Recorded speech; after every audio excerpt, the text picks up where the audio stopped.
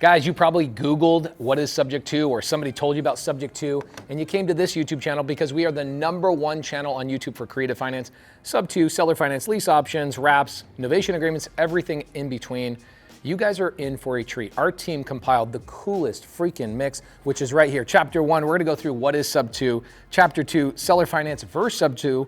Then we've got a full deal breakdown, one of the greatest whiteboard videos we've ever done, live seller call, how to get your first deal, and how to get out of a bad deal. We've got an amazing video coming up for you.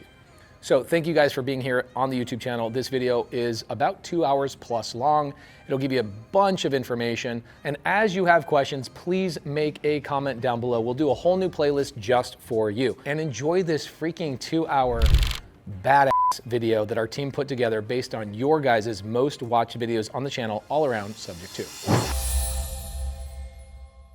So you've heard of Subject to. You came all the way over to the YouTube channel to learn a little bit more about that. Well, I'm the Subject to guy. You came to the right place. Nobody's doing more Subject to deals in this industry than our collective community, the Subto community. Now, what is Subject to? Subject to is a strategy that makes acquiring things so much easier. You don't have to use any of your own money. You don't have to have credit. You don't even have to use a bank.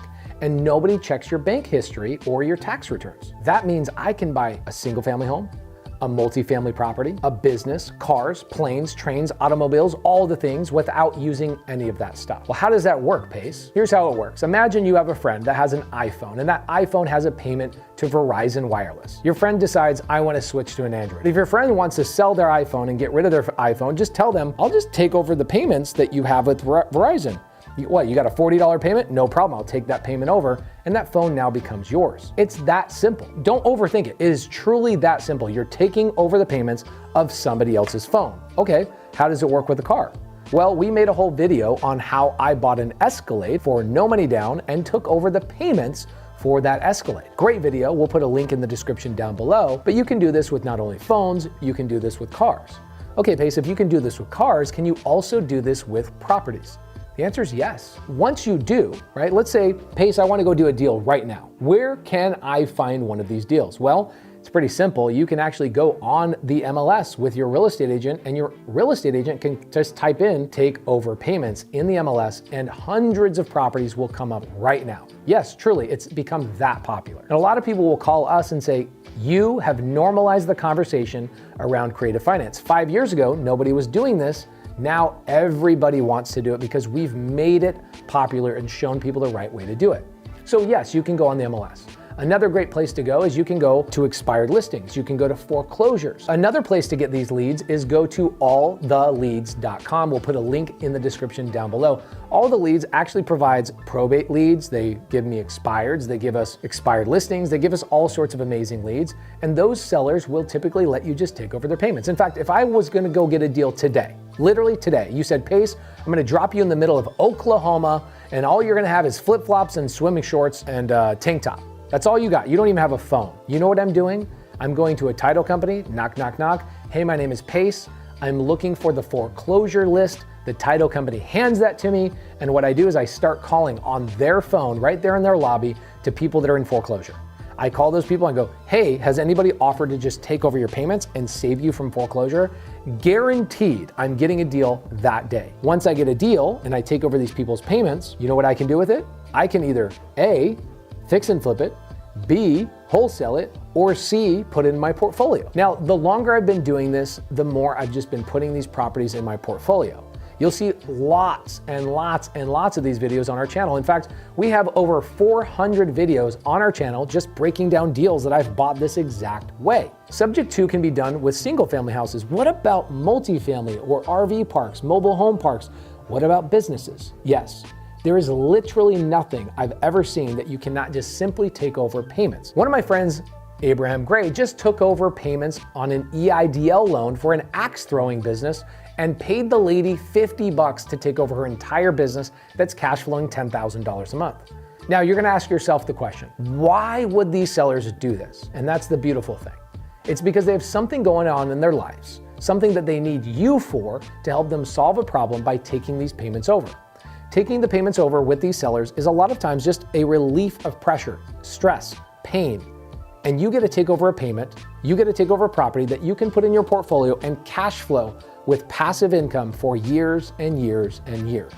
Subject to has been the thing, the number one key for me to become wealthy in real estate. Nothing else was working. The BRRRR strategy wasn't working. The fix and flip method, it's great, but you get taxed at 40%. So I gotta go make $100,000 just to make 60.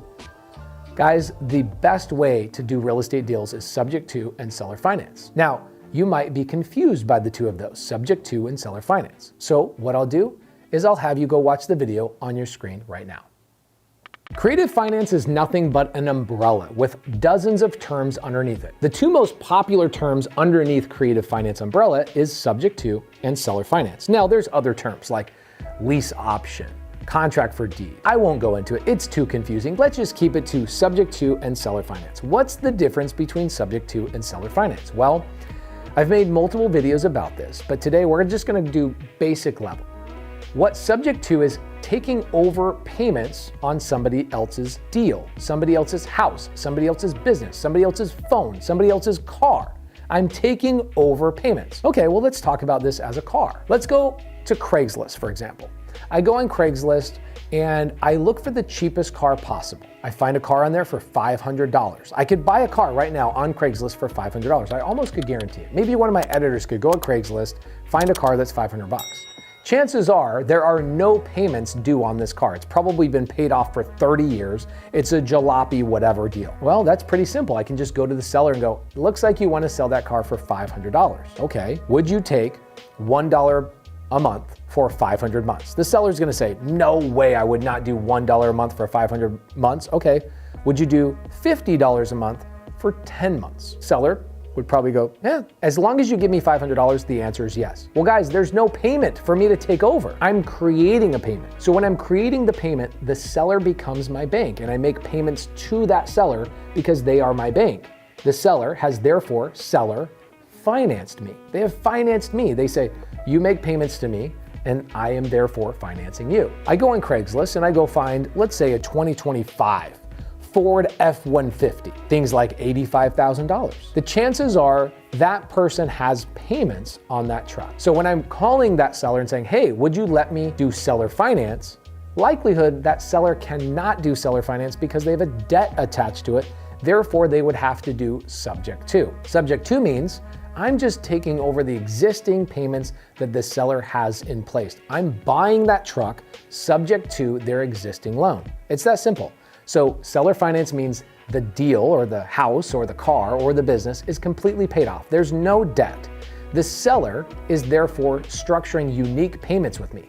Purchase price, down payment, interest rate, and length of time. That's what terms are. Those four things are what make up terms. Now, if the F-150, he has a loan already sitting on that F-150, chances are I'm not gonna go to that seller and go, hey seller, give me a lower interest rate, give me a lower payment. Sorry, that payment already exists. It's already been negotiated with the bank. There's no negotiating on a subject to deal. The debt is already in place. It already has a length of time that's predetermined, an interest rate that's predetermined, a payment that's predetermined. So subject to is a predetermined, already existing loan that you are taking over payments on. Seller finance has not been determined and requires unique conversations with you and the seller to determine those four things. Purchase price, down payment, interest rate, and length of time. Sometimes these sellers are going to ask for a down payment. Sometimes they're going to ask for a little bit of money to make sure they feel secure. This is where gators come into the story. And so you'll see a lot of these conversations being talked about with gators. Difference between maybe one of my SubTo students, the people who are learning how to do creative finance, they are out finding deals, okay? That's what the SubTo community does, is they find deals. The gators are funding those deals. And so I teach people how to create wealth, cash, lines of credit, so they can go and fund deals for SubTo students. It's a great, beautiful, harmonious relationship. So a lot of people don't want to own property. A lot of people just go, I want to lend money. In fact, that's one of the best ways to make money is to just sell money. Imagine if you're a gator and you had access to millions of dollars, which I teach, and you could fund any SubTo and seller finance student on any of the deals that they are acquiring. You could even make chunks of money up front, you could make monthly money, or you could even insert yourself as an equity partner on these deals, which would be pretty amazing. So if you want to learn how gators are making money in these real estate transactions and get a little bit deeper dive, then click the video on your screen. Peace, Morby. Hey, what up? I'm on a Zoom with Alyssa, Allison, and Hannah. Amazing. Yeah, what's up? The team is cranking, huh? Yeah, you know the house on Flower we just bought? Yeah. Can you give me some stats on that real fast? As far as like what we bought it for? Purchase price, interest rate. Purchase price was $277,500. Interest rate is 2.625%. Hold on. 2.65%. 625. Okay. Payment? The PITI is $1,268 and some change. Okay. And then rent rate is $1,800. Okay. We paid $25,000 to the seller, and there was a $15,000 assignment plus closing costs. Okay, 25, 15, closing costs, reno. Do you want the settlement statement? No.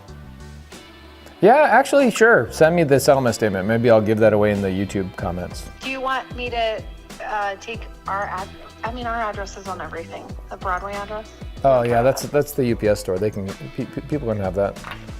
Okay. Just tell them. We'll tell them to send me cool gifts. Yeah, please send us gifts. Okay. Send us things that are not perishable because we don't go there that often. Yeah, Molly's very much into horses. Send us a horse to our UPS store. Not through the mail. Okay, cool. All right, talk to you later. Okay, bye. All right, so today we're gonna give you guys a breakdown of a deal. This is bothering me, I don't know why. We're gonna give you a breakdown of a deal on Flower Street. This is actually part 3 of the video. So let's go through the full process of buying a house subject to. This will be part 3, but it also will give you guys a pretty good full flow of how this works. So here's where it starts. Every deal starts with what, Eric? What does every deal start with? Seller. A seller. Oh my gosh, it starts with a seller, somebody who owns the property that has what? Not just a house, but what do they have? A mortgage. Okay, I like that. That's a SubTo deal, but what if it's seller finance? They don't have a mortgage, right? And a deed. They do have a deed. Ooh, I'm liking this. Eric is getting this. Okay, Eric, you got a deed, but what else do they have? In order for me to buy their house at a discount or on terms, what do they have to have? It's more of an emotional thing. I call them bunnies, all right? Or motivation. So when people are starting out in this business, they always want to wonder, where do these deals come from? And why would a seller sell to you and let you take over their 2.625? What's your interest rate on your house? 325. 325? I got one at 2.625, bro. How did I do that? The way I did it is because we focused on motivation. We'll get to that in just a second. So every deal starts with a seller. And then what typically happens is you have an agent involved. Why do you have an agent involved? Well, because most homeowners don't understand where to find investors. This seller had a lot of motivation. So let me list out his motivation. Hopefully this is really helpful. If this is helpful, then I'm going really slow and I'm really breaking down all these little steps. Please make a comment down below. And more importantly, please subscribe on your way down there because 80% of our viewers do not subscribe to our channel. That's not cool. And I will email you and I will give you the settlement statement of this deal so you can see what a final deal looks like so you know I'm not lying, okay? I'm probably lying on the number. It's probably not $277,500, it's probably $277,512. I don't know, don't criticize me and don't ridicule me for that. I'm just gonna kind of do round numbers on this. If you click the link down below, we'll give you the settlement statement for this deal, okay? Motivation, let's go through number 1. Number 1 is he had a recent job change, okay? So that's why he wanted to sell. That's a good reason or motivation to sell your property, but not a motivation to sell on SubTo. He had no equity is a really big one. Why did he have no equity? Well, because he bought this property in 2021 and the market was trending upward and now the market is trending downward. He bought the property with a VA loan and he put $0 down when he originally bought the house, okay? So let's look at it this way. Here, I'll take a good example. So I have this Raptor R, I just bought it, okay? This is really hard to find vehicle. I'm not bragging, I'm just telling you as an example. I've always had an F-150, just I traded my F-150, I sold it on seller finance. If you guys wanna see that video, click the link down below. Did a video on how I sold a $22,000 truck for $47,000 and I replaced it with this, okay? I bought this brand new. Like somebody had to find this deal for me. Shout out to Alan who finds cars for me. He's also looking for a 2023 Prius for me right now because I'm gonna upgrade my Prius. So when I bought this truck, do you think I have any equity in this truck? Or if I sold it today, would I have to actually lose money? Yep, you guessed it. If you buy a brand new vehicle and you drive it off the lot, that car is no longer worth what you paid for it. In fact, it's probably worth less because you paid fees and you paid all sorts of transportation tax and licensing and registration and all those things above the purchase price of the vehicle. It's the same thing with a house, okay? When you buy a house, you have all sorts of closing costs and home warranties and all these things. You buy a house over what you actually offer for it. You always pay more, and the house immediately, if you sell it today, for example, let's say I buy a house today and I buy it for $300,000, and tomorrow, let's say I pay cash for it, 300 grand. Tomorrow, I want to turn around and sell that house for $300,000. Am I going to get $300,000 back? No. I'm probably going to get about $260,000 to $275,000 for that house that I just bought for $300,000 and I sold for $300,000. So people at $300,000 that are selling for $300,000 are actually going to lose money. That's how real estate works because you have all these people involved, lots of people that are involved in these transactions. Agent, broker, escrow officer, title company, right? Inspector, home warranty. All sorts of expenses get taken out of that 300 grand. So if you're a homeowner, you bought the property in 2021, market was going up, now the market's going down, you didn't put any money down on the property, and now you're going to sell it through an agent. The agent failed to sell the house, okay? Because the agent, I'm gonna be really honest with you. Somebody, please send this to your best friend that's an agent. Agents don't understand the basics of this. Most of them don't, okay? 99% of agents are what I call undercover agents. Because they're not really agents. They don't really understand real estate. And there's about 1% of agents, I call them the unicorn realtors, okay? They survive and thrive in real estate. They understand that if a homeowner bought a house for $300,000 today and wanted to sell it tomorrow for $300,000, they're writing a check and losing that. This agent that this seller hired did not tell the seller he was gonna have to write a check out of his pocket to sell the property. This just barely happened, guys. Like barely just happened. So what happens is after 5.5 months of trying to sell the house, one of my students, Kevin Cho, okay, Kevin Cho 12 on Instagram, shout out Kevin Cho. One of my students, Kevin Cho, I told him about a year ago, I said, start reaching out to agents who have listings over 100 days or later. And the agents are gonna be more motivated to do deals with you because they're having a hard time selling the house on the market. So Kevin Cho starts reaching out. We call this the Kevin Cho list. So purchased in 2020 to 2022, and it's currently on the MLS with an agent over 100 days, okay? The way you can get that list, by the way, is you can go to startwithprivy.com and you can get that list. So Kevin calls the list, talks to the agent. Guess what the agent says? Agent says no and loses the listing. So what does Kevin do? Kevin then says, well, I'm not gonna wait for you. So he calls the seller directly. What do you think the seller says?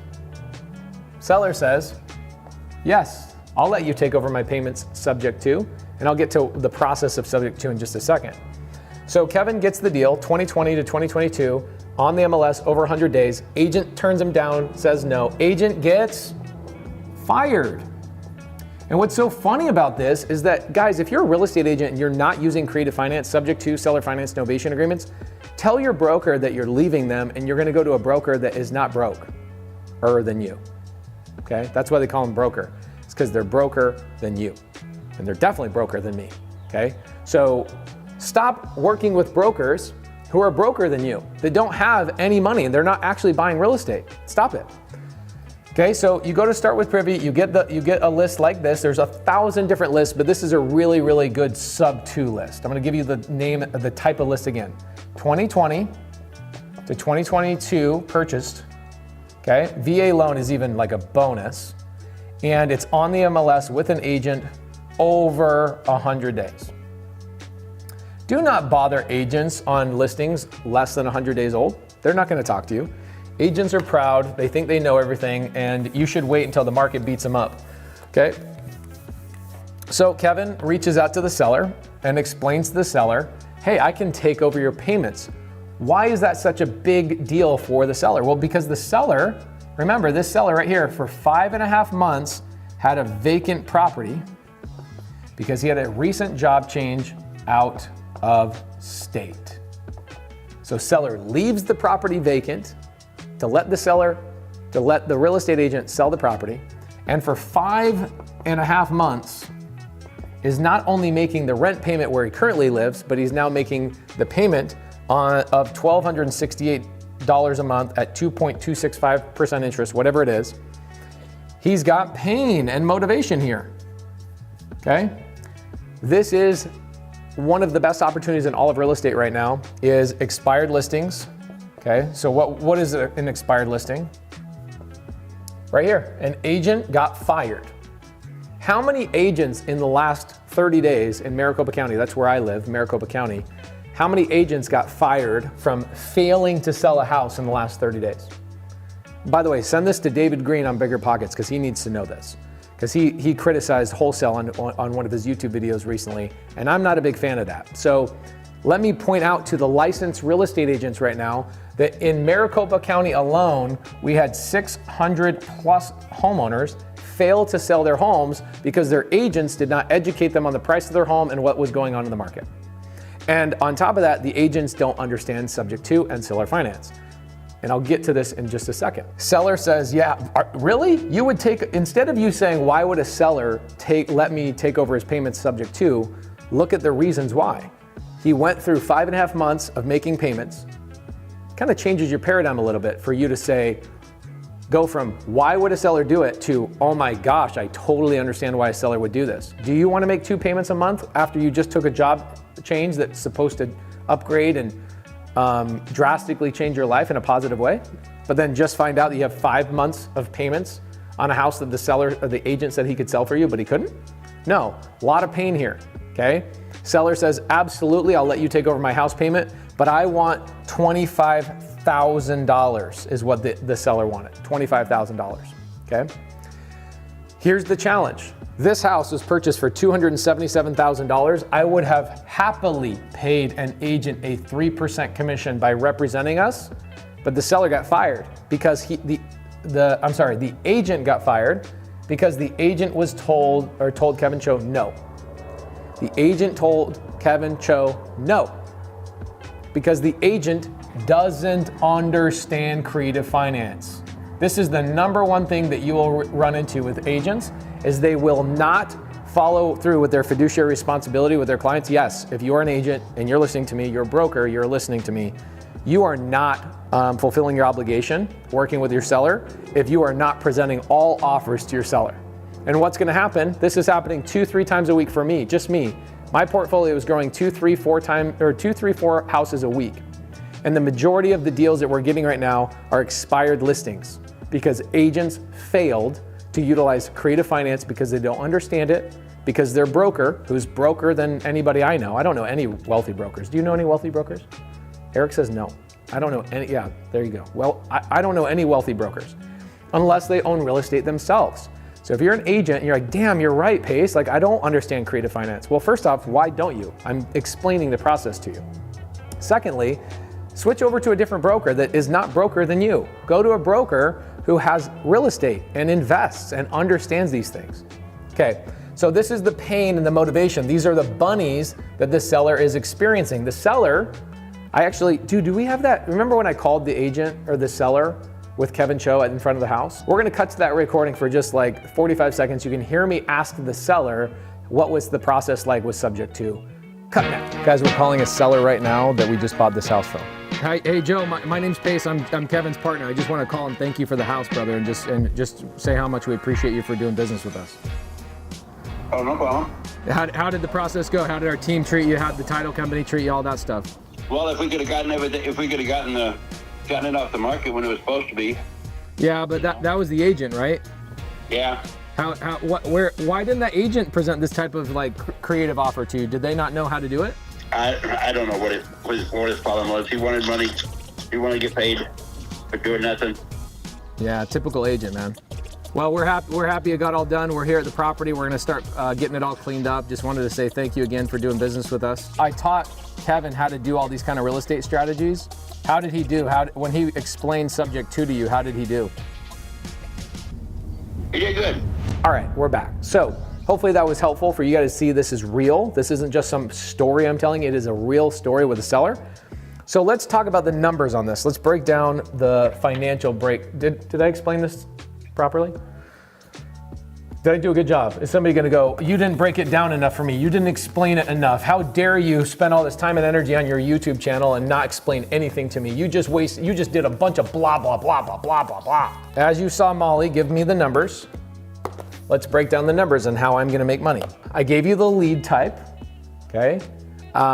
Kevin came in and the agent gets fired, so no more agent.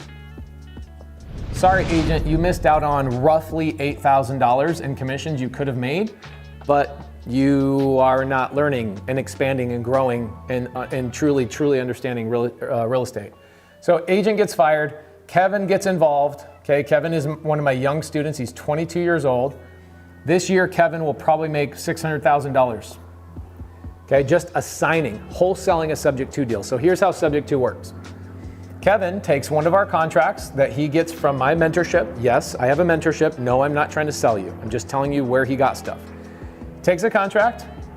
He has a transaction coordinator, somebody from my mentorship. No, I'm not trying to sell you on a mentorship. I'm just letting you know where these resources are located. He hires a transaction coordinator. Transaction coordinator calls the seller, walks the seller through the SubTo paperwork. Yes, it's a separate contract. I know I will never give you a SubTo or seller finance contract. I see Jerry Norton giving his away.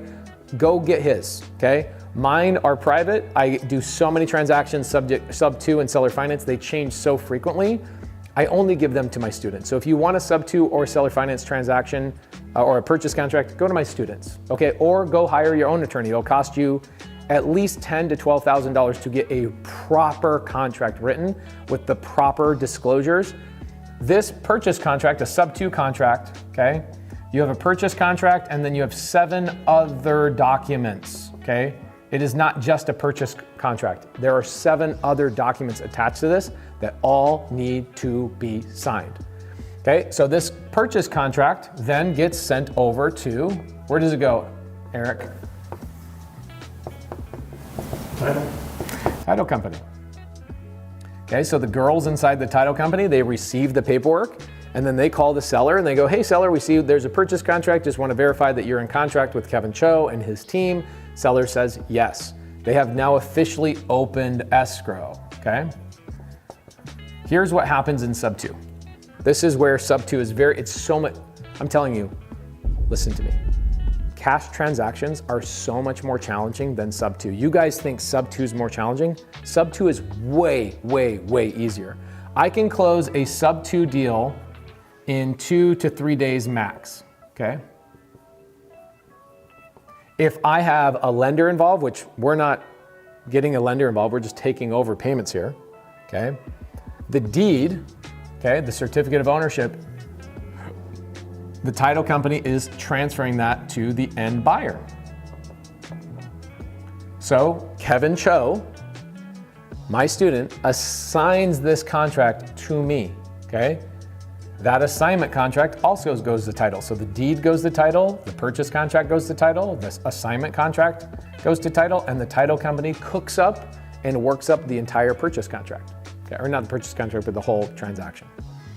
Their job is for me, the buyer, to take all my money and I wire it to close it. I wire it to the title company. Out of my money that gets wired, let's add up what it is. 25 grand, 15 grand, 5 grand, so 45. So $55,000 is what it took to get this deal done. I wire $55,000 to the title company. Where does that 55 grand come from, Eric? Private money. So let's break that down too. Somebody's gonna say, I need to start to finish. You please tell me the whole start to finish. And they're gonna criticize me for not, and then they're gonna say some shit like, this video's too long. Man, start your day with gratitude. And by the way, click the subscribe button. Show me some gratitude, please. Okay, so I go find a private money lender. You guys have seen my private money lenders. In fact, in video number 1 and video number 2, Wesley Grant _21 is one of my private money lenders I go to for money like this. So, private money lender. Where do I find private money? Go in the link in the description down below. I have a whole private money training free on YouTube just for you, okay? Private money, where do you find it? Link. Private money do they give me the money, Eric? No. Where does the money go? Title. Title. Does the private money lender ever wire money to me? No. So that money only goes to title. And the agreement that I have with that private money lender is called a note and a deed of trust, okay, which is a mortgage in Arizona. So I have an agreement between me and my private money lender. That agreement for me is 8% interest only. Let's do 8% interest only. I would say the payment's probably like $425, something like that. You think you're faster than me? Don't even try it. Eric's trying to do it faster than me right now, guys. He's so full of it. Okay, 4,400 divided by, okay, so my payment, guess the payment. Monthly. 1,500. 1,500? Are you kidding me? It's 366 bucks. Oh, I think for the mortgage, my bad. Okay, so $366. I'm gonna borrow the 55 grand at $366 a month. The title company sets up my agreement. They set up servicing. They set everything up. They pull the money out of my bank account in the future. Everything's automated, okay? The person who does all of that is the title company and the transaction coordinator, okay? I can see why real estate is complicated for people. There's a lot of moving parts. There's a lot of people involved making a lot of money. Okay, so who gets paid? Well, here's what happens. Once my money hits the title company, 55 grand, they decide, hey, we're ready to close escrow. All right?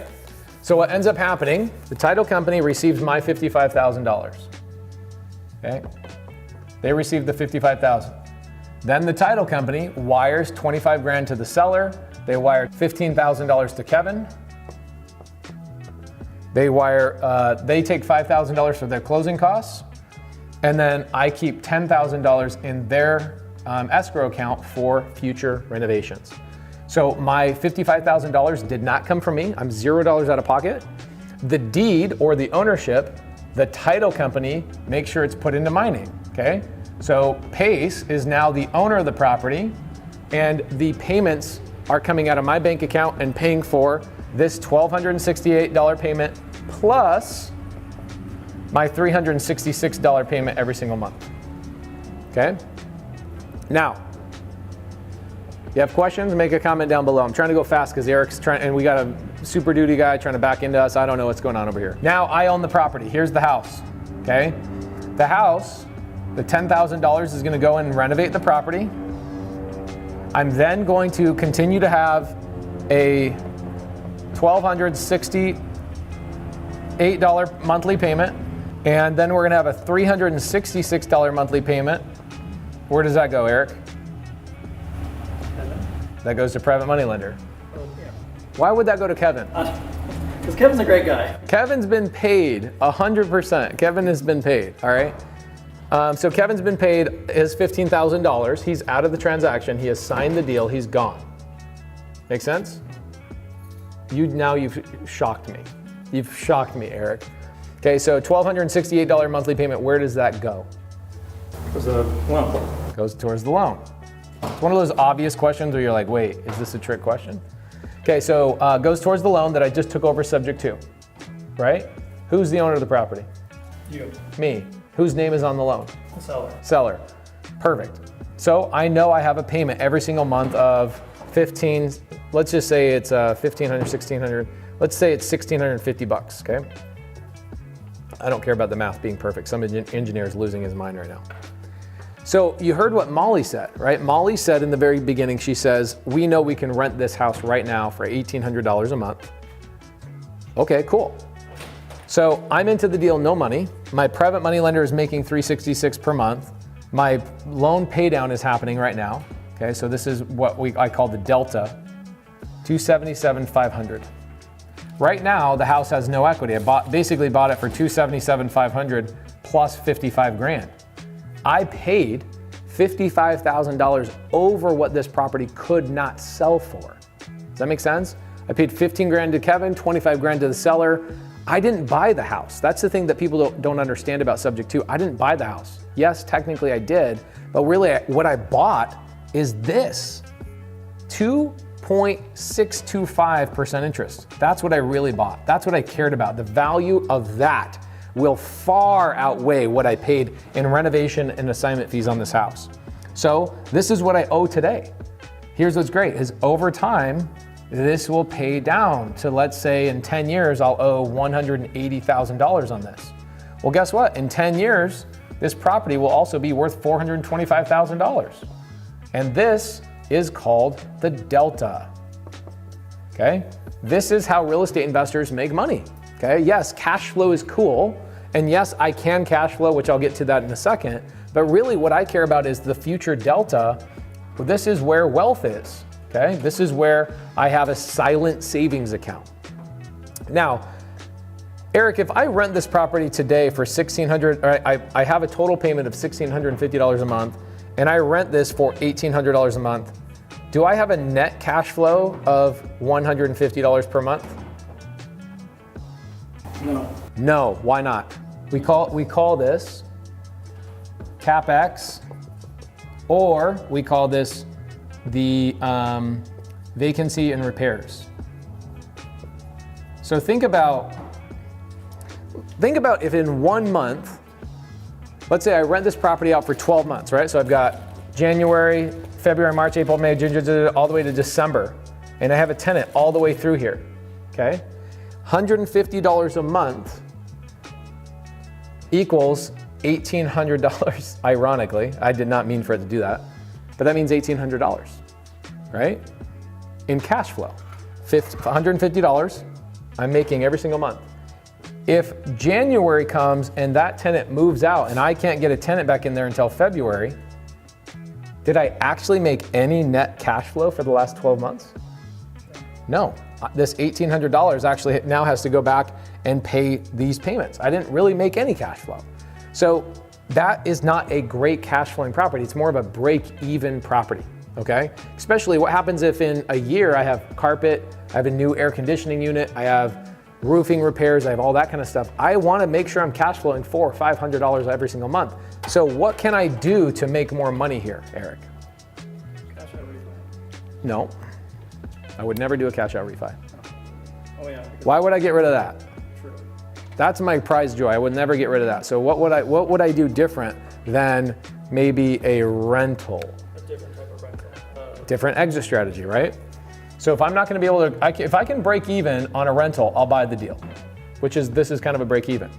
I would change my exit strategy to maybe a lease option. We don't talk about lease options as much as I used to. I used to do a lot of those. I could do it on a wrap. If I did it on a wrap, I would not need to spend the $10,000 to renovate the property, which is kind of cool, okay? That's a whole nother conversation for another day, sorry. What's another strategy I could do? I could do Airbnb, right? I could do, what else? Midterm rental. I could do sober living, or let's just say group homes, corporate rental, or insurance rentals. Yeah, there you go. So I can amplify my cash flow on this deal. Let's say I do a group home. This property will bring in about $5,500 a month on a group home. Lease option, instead of being $1,800, I probably get $2,100. On a wrap, I could get $2,100 as well. Corporate and insurance probably get closer to like $4,000. Airbnb, $3,500. Midterm rental, probably $3,500. So you can make more money on these strategies, all right? how do you determine which strategy to use? Well, it depends on what resources, what relationships, what your passions are. Personally, I'm not a big fan of group homes unless I have somebody to operate them for me. So that's a good example of, do I have a resource to rent this out? I have a guy named Patrick that every time I get a house like this, I call Patrick and I go, do you want this as a group home? And if he says yes, I rent it out to him. I sublease it for double my average payment. So he could bring in $5,500, but I would take my $1,800 rent rate and double it to him. So I'd bring in about $3,600 a month. I'd make a really good amount of money, all right? Instead of me going from a break-even situation, I would probably end up making about 20 grand a month or 20 grand a year. Why?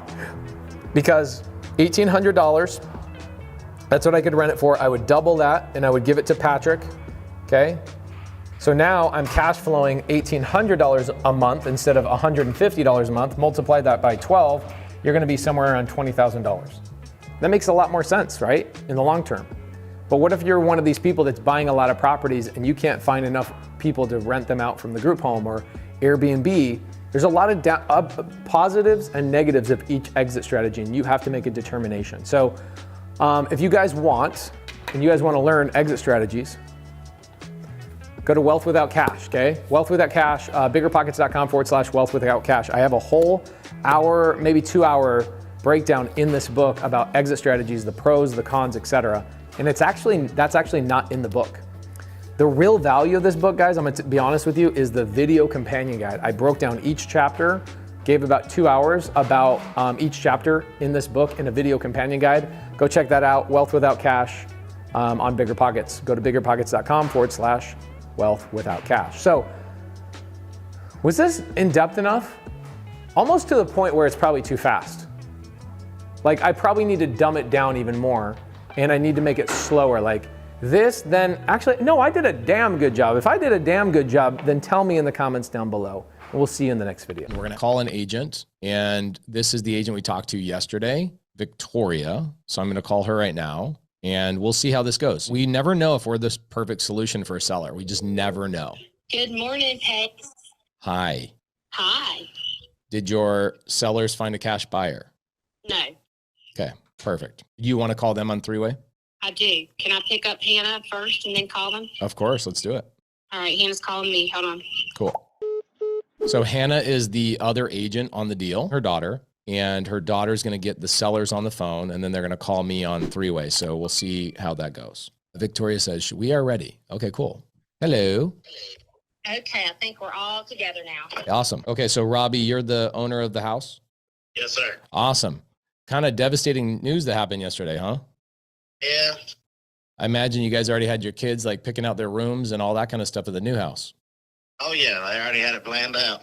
Your wife buy any furniture and all that stuff too, or not yet? Just new beds and stuff.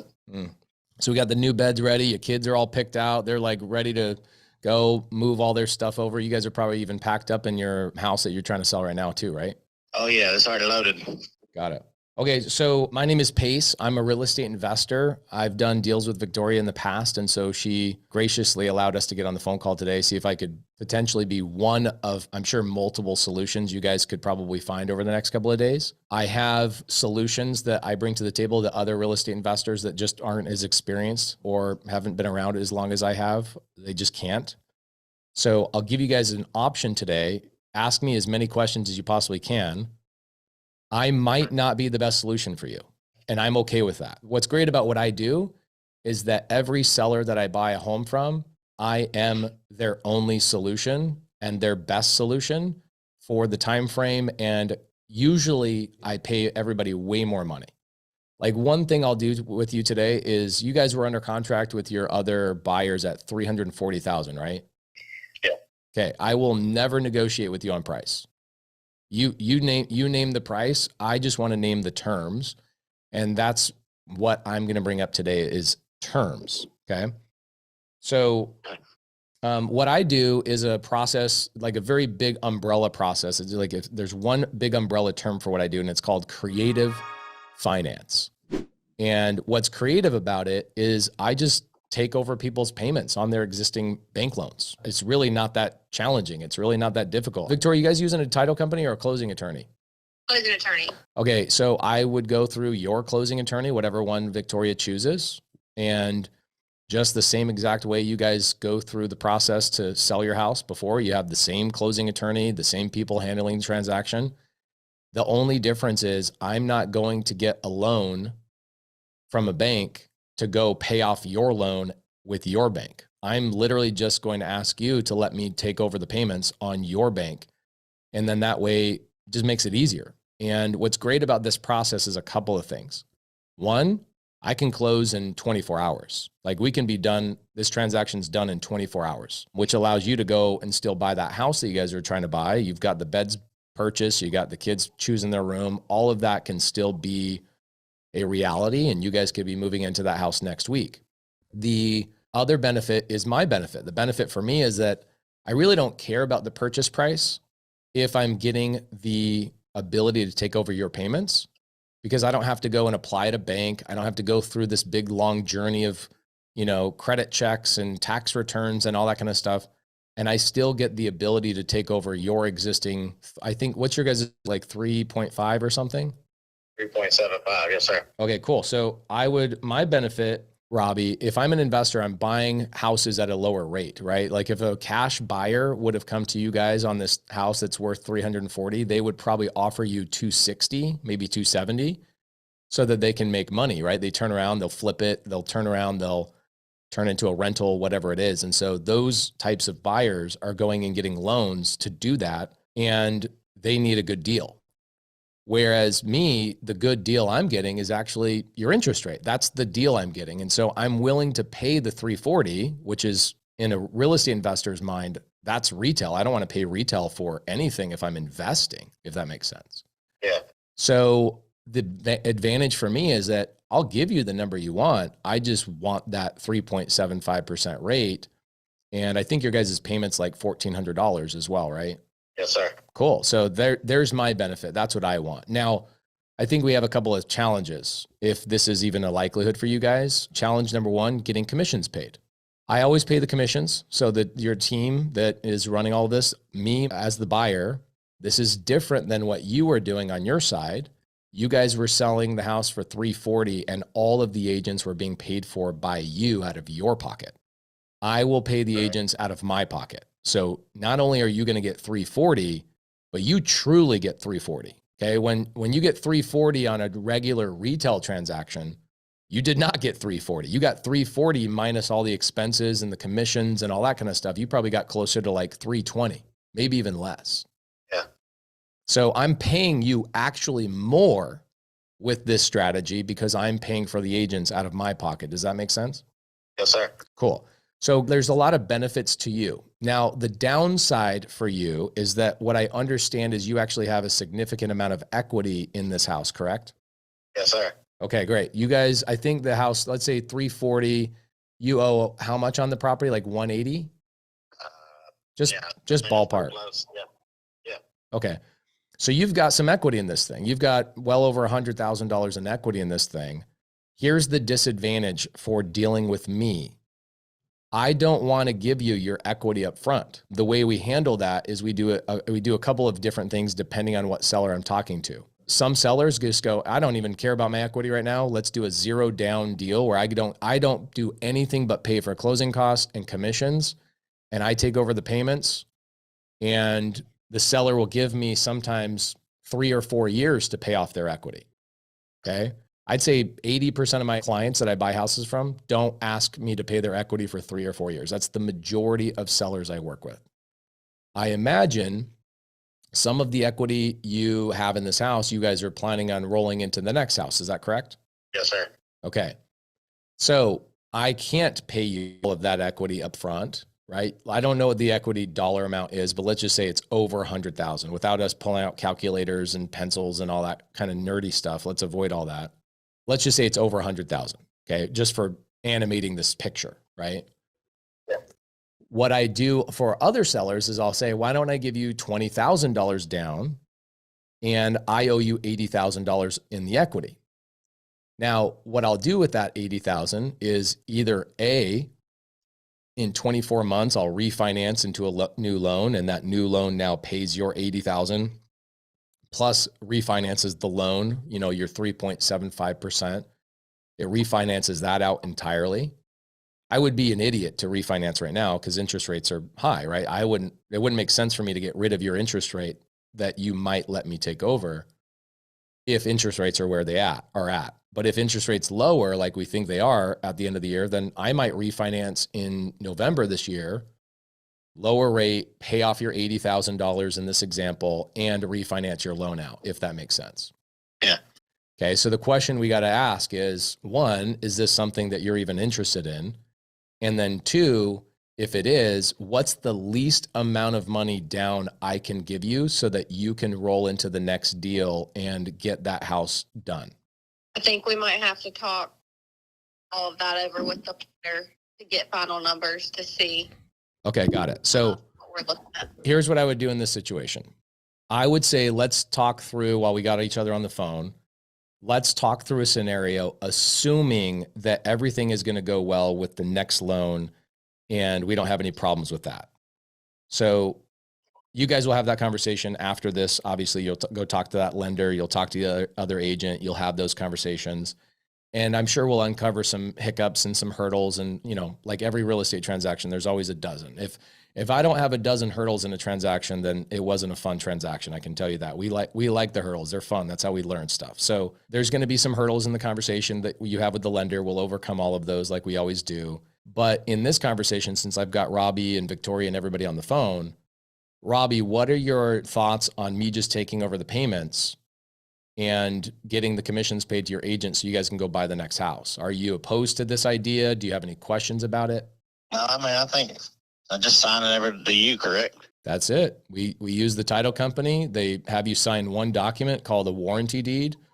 Deed goes in my name, and then I start making the payments on your guys' behalf. You guys roll into the next house, and transaction's done in 24 hours. Yeah, man, I'm okay with that. Okay. So it's a good solution for a lot of sellers. Victoria and I had a deal we did in October, very similar.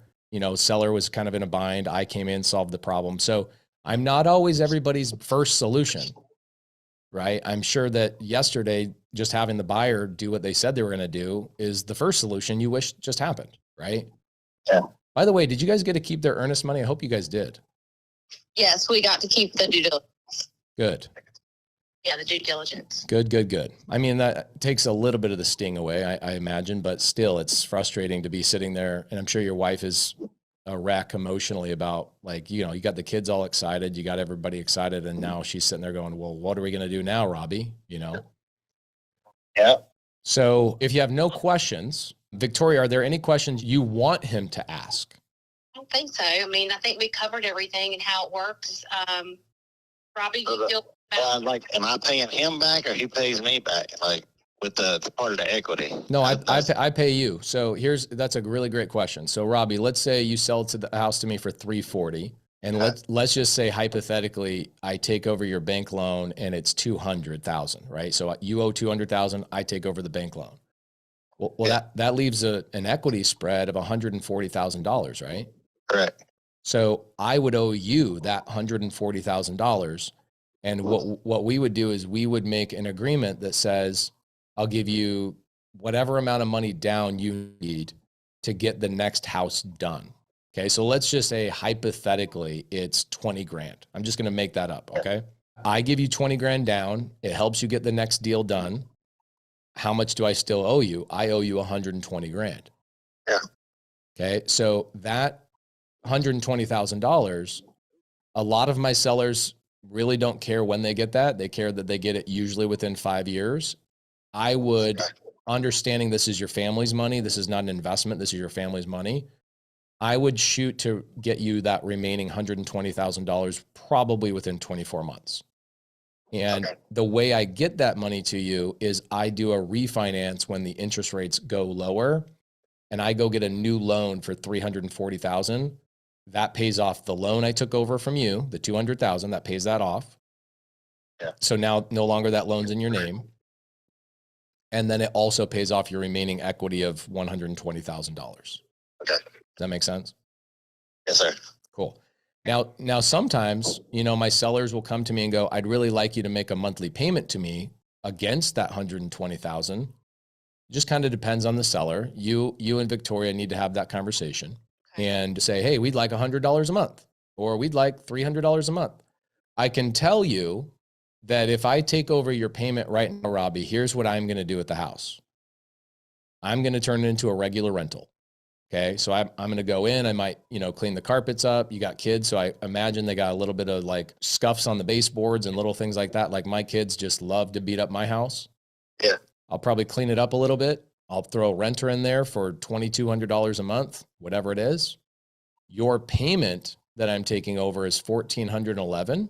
So it seems like I've got a nice big spread of $800 a month there, right? $1,400 payment that I'm making all the way up to $2,200. But management on a property like this usually runs about $500 a month. So somebody managing it, my tenant might break a window, they might break the microwave, there might be a leak, the tenant might move out or not make the payment. And so I allocate about $500 a month towards that kind of stuff. So really, the way it is now, if I don't make any additional payments, I just take over your $1,411 payment, I would make about $300 a month. Gotcha. Make sense?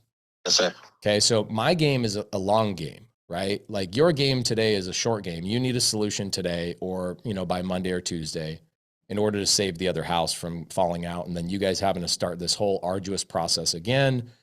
And you don't want to start this process again because Victoria will tell you, you guys go put this house back on the market, your existing house, the one on Cutter, you put the house on Cutter back on the market. Guess what all the potential buyers are going to see? They're going to see it fell out of contract and they're going to wonder what's wrong with that house. Yeah. So our solution with you today would solve all of those problems and help you in your short game. My money is made in the long game. I don't usually make my money until year 5, year 7, sometimes depending on the deal, might not even happen until year 10. All right.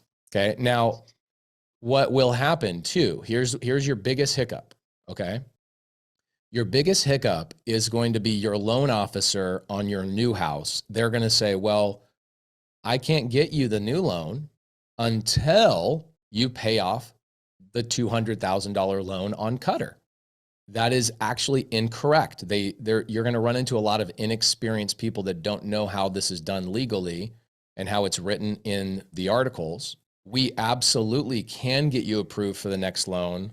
We just need to talk to the underwriter and I'll show them how to overcome that so we can keep the loan in your name, the one on Cutter, and still get you a second loan for your new house. Okay. Hey, Pace. Yeah, go ahead. He's the lender that did the deal on the other house we did in October. Oh, sweet. He's familiar with the process. Perfect. This is so the new lender. This is what's so great, Robbie. I'm sure you've ran into, you go to a bank teller at a bank, and they say, "Sorry, we got to put a hold on this check," and Right. and you're like, "What the heck? I'll go to a different branch." You go to a different branch, and they don't put a hold on the check, right? You ever experienced something like that? Yeah. That's how it is with doing loans with loan officers and doing deals with real estate agents. You just never know what you're going to get. And so this loan officer, which Victoria, it sounds like she brought this loan officer to the table, thank heavens. He knows how to do these types of deals where we keep the loan on Cutter in your name, which I take over, and then they'll make sure you get approved for the next loan. Because what we're doing essentially is showing the new lender that I now am the one making the payments on Cutter. Therefore, it does not get held against you and your debt to income ratio. Okay. Correct. Make sense? Mhm. Yes, sir. Cool. Well, sounds like this is probably a good solution for you guys. I never assume that we're going to do an agreement or anything like that. I always want to make sure that you guys are happy and you go do your due diligence. Obviously, Victoria and I have done deals together before, but it sounds like your next step is call the next lender and say, what's the least amount of money that we could take out of Cutter and roll into the next deal to get the loan done. Okay. And then That's right. when you guys get that information, then Victoria, you shoot me a text and let's get this deal done and close on Monday or Tuesday, get the deal done. Agents get paid. You guys get your down payment, roll into the next house, and let's get your guys' family in the new house. Yes, sir. Yeah. Cool. Anything else you guys need? Now, No, our lender is aware that we were talking this morning, and he knows that we're going to be calling him after we had this conversation with you. So he's cool and knows the drill. So yeah, just to find that out is basically what we need to know. Okay, cool. Robbie, I'm here. If you guys decide to go a different direction, I I'm shooting for you guys. I'm praying for you guys. I hope you guys figure it out, whether it's me or somebody else. If I can be a solution for you guys, awesome. If you go a different direction, I will give you a high five all the way from here in Arizona, all the way there in North Carolina. Yes, sir. All right, brother. I appreciate your time. Let me know if there's anything we can do. And Victoria, if the lender says, hey, we're good to go, just let me know and we'll have the transaction coordinators put all the agreements together and we'll get this under contract today. All right. I appreciate you. Thank you for your time. You guys are the best. I appreciate you. Thank you. All right, bye-bye. Now I make things look easy. Want to know why? Because it is. I'm going to tell you right now, it actually is very easy. Why do you think I like creative finance? Because I'm the only solution. I don't have to go, well, I'm better than this and I'm better than that. And they make more money. The agent gets paid.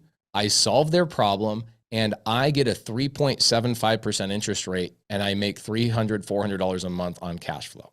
The rent rate, we could rent this out for about $2,300 a month. We're going to have, $500 a month in management and expenses and all that kind of stuff. So really we really only have like $1,800 to play with. So if the payment on the mortgage is not below $1,800, we're going to have a hard time with this, right? The payment on this house is $1,411. Right. So we can make $389 a month cash flow after we have a $500 expense budget every single month. All Pretty right. cool. Pretty cool. Okay, so this is a money maker. Now, what's cool about this, Alex, let me kind of break this down for you. By the way, Alex, it's Saturday. She did not want to come in here. She wanted to be feeding her plants, but I told her, hey, just so you know, I'm probably going to get this house under contract today. So she decided, she's like, oh, the FOMO's getting me. I want to make sure I come in here. Let's imagine that you are the one that's doing this deal. Okay, there's a couple things we could do here. One, we can wholesale this deal. Somebody would pay you $10,000 or $15,000 for the right to take over this person's mortgage. The value is not in the purchase price. The value is in the 3.75% interest rate I get to take over with an existing loan at $1,411. Does that make sense? Yeah. So in creative finance, the value is very rarely the purchase price. The value is always a low down payment and then also just taking over a low interest rate, and I can cash flow from day one. I don't have to do any application with a loan. I don't have to call a bank. I don't have to show my credit report. I don't have to give tax returns. I don't have to show my bank statements. And here's the coolest thing on top of all of it. If I give the agents, this is where like a new person is going to have their minds rattled. They're going to go, well, hold on. I have to give that agent their commissions. I don't have that money. And I have to pay for closing costs and I don't have that money. And I have to give the seller, let's say $20,000 down, right? Oh my gosh, I don't have any money. Okay, well, that's really easy. Okay, I can just get what I call it a PMP. Okay, it's a little acronym I made up, which is Private Money Partner. Okay. So somebody would come to me, they would bring that money to the table, probably around 40 grand. And that would be, this is why we have Gator, right? This is where Gators come in. So they come in, and a Gator comes to the table and they bring the $40,000 or $50,000 to the table, and I partner with them and they get 50% of the deal and I get 50% of the deal. Yeah. Okay. And that way I'm the person that put the deal together. The agents get paid their full commission. So Victoria and I go and do, 5 to 10 more deals every single year together. She's awesome. Obviously you can tell. She gets paid her full commission. You notice I'm not trying to negotiate Victoria down. Absolutely. If it was a cash deal and I actually was having to go get a loan for this, I would be negotiating everybody down. I would be offering $280 to the seller, not $340, $250 to the seller, not $340. Here I'm like, right out of the gate. What did I tell Robbie? I said, Robbie, I'm not here to negotiate on price with you. You name your price. I just care about terms. Now, what is great about creative finance is it dominates. No cash deal could ever beat me. If you are going into the same appointment with me, no cash deal is ever going to be better for the seller, better for the agent, and better for the buyer than a creative finance deal. That's it. You can't do it. Here's the thing you guys don't understand. There's 25 things I did in that phone call that you did not notice. Really good people will understand how I overcome objections before they even are a thing. I bring them up. I bring them up in a way of like, well, you might run into this thing and but let me tell you, we're going to handle that. I already knew his biggest objections. Okay, there you go. Carolyn says, here's your hiccup. Here, we're going to run into some hurdles. We're going to run into this thing and da, da, da, da, da, da, da, da. There you go. Tim Phillips says you addressed the downsides before he did. So for the people that are like, wait a minute, oh my gosh, you have to refinance. I thought you don't like banks. Well, I didn't say I was going to refinance. I said, if interest rates go down to a point where it makes sense for me to refinance, then there's a likelihood I will. But I also said to him in the same breath, I don't even think I took a breath between these sentences. Same breath. I said, but I would be an idiot to refinance right now. I would be an idiot to refinance right now. I'm not going to refinance until it makes sense. Do we all remember me saying that? Give me a yes. Yes. Okay. So some of you new people, go back and watch that recording. We'll send it out to you guys. Go back and rewatch that recording. I have I think 1,300 of these calls with my students inside the SubTo vault, where I've made literally 1,000+ phone calls like this for the SubTo students. And what my students will do is they'll just rehearse exactly what I say over and over and over and over until it becomes theirs. And then they kind of put their own spin and their own personality on them. And in some ways they become better than me. So I made that look effortless, but the reality is Michael Jordan made basketball look effortless too. But you got to remember, he put in thousands and thousands of hours of work into making that happen. And this is how you make money. This is how you stand out from the crowd. This is how you become a millionaire. When people listen to my seller calls, they don't look like a sales call. Did that look like a sales call to you? Or did that just look like me solving somebody's problem? No, it sounded like you were right there with them. You were, understanding their situation, meeting them where they're at, like really sympathizing with it. And I feel like that brings everybody's guard down. And like you were saying, bringing up those objections and telling them I might not be everybody's solution, but I want to see if maybe I can help you out type deal. It's so beautiful. It's fun, right? And now here's the other thing too, right? When somebody really stupidly, Alex, you'll see this in Facebook, you'll see it in our Instagram comments, you'll see it in YouTube comments. People go, I don't know why a seller would ever let you take over their payments. This is so stupid. I think we've obliterated that objection on a call like this, where you go, are you kidding me? There's a family, this is a real family. Yeah. And a real story. The agent's going to lose all her commissions. Okay. Which, she does care about, obviously, but Victoria obviously is one of those unicorn agents where she's like, look, of course I want to get paid. I'm not working for free. I got a family support as well. But the bigger thing that happens is the husband, Robbie, think about his situation where his wife is in absolute emotional turmoil. Their kids have already purchased, not just picked out their bed, they've purchased their bed for delivery, and they've already packed up their other house. Make sense? Yeah. So you've got these people sitting there going, well, if we don't sell via SubTo to Pace, then we have to go put our house back on the market, which I don't know if you guys noticed that too. I'm also planting seeds in these phone calls to make sure he understands that if he doesn't do a deal with me, that he's going to have repercussions and implications. And I know this business so well that I know when to plant the seeds and how to have these conversations so that the seller gets off the phone call going, this is my only solution, because it actually is his best solution. It actually is. It's not my opinion. It actually is. Yeah. Okay. Chris Bedoya says, how would you pay the equity after 24 months? Chris, did you sneeze when we explained that part, my friend? Chris, how you doing, man? How you doing? Really good. So how would I pay off the equity in 24 months? By the way, did I say I would? No, you didn't say that you would, but I don't understand that part where okay, you said that you might refinance at 24 months if the interest makes sense, but how would you tell the customer eventually how you're going to pay that equity that they there's so much that goes into having a good transaction coordinator, right? This is why we have the top tier TCs in our community. The paperwork actually will state that I will not refinance that loan until the loan I refinance into, one, appraises at the purchase price that I bought it for, and two, I can write in there anything I want. I can say I will not refinance until interest rates reach 2.5%. Okay, but how would I love the buts.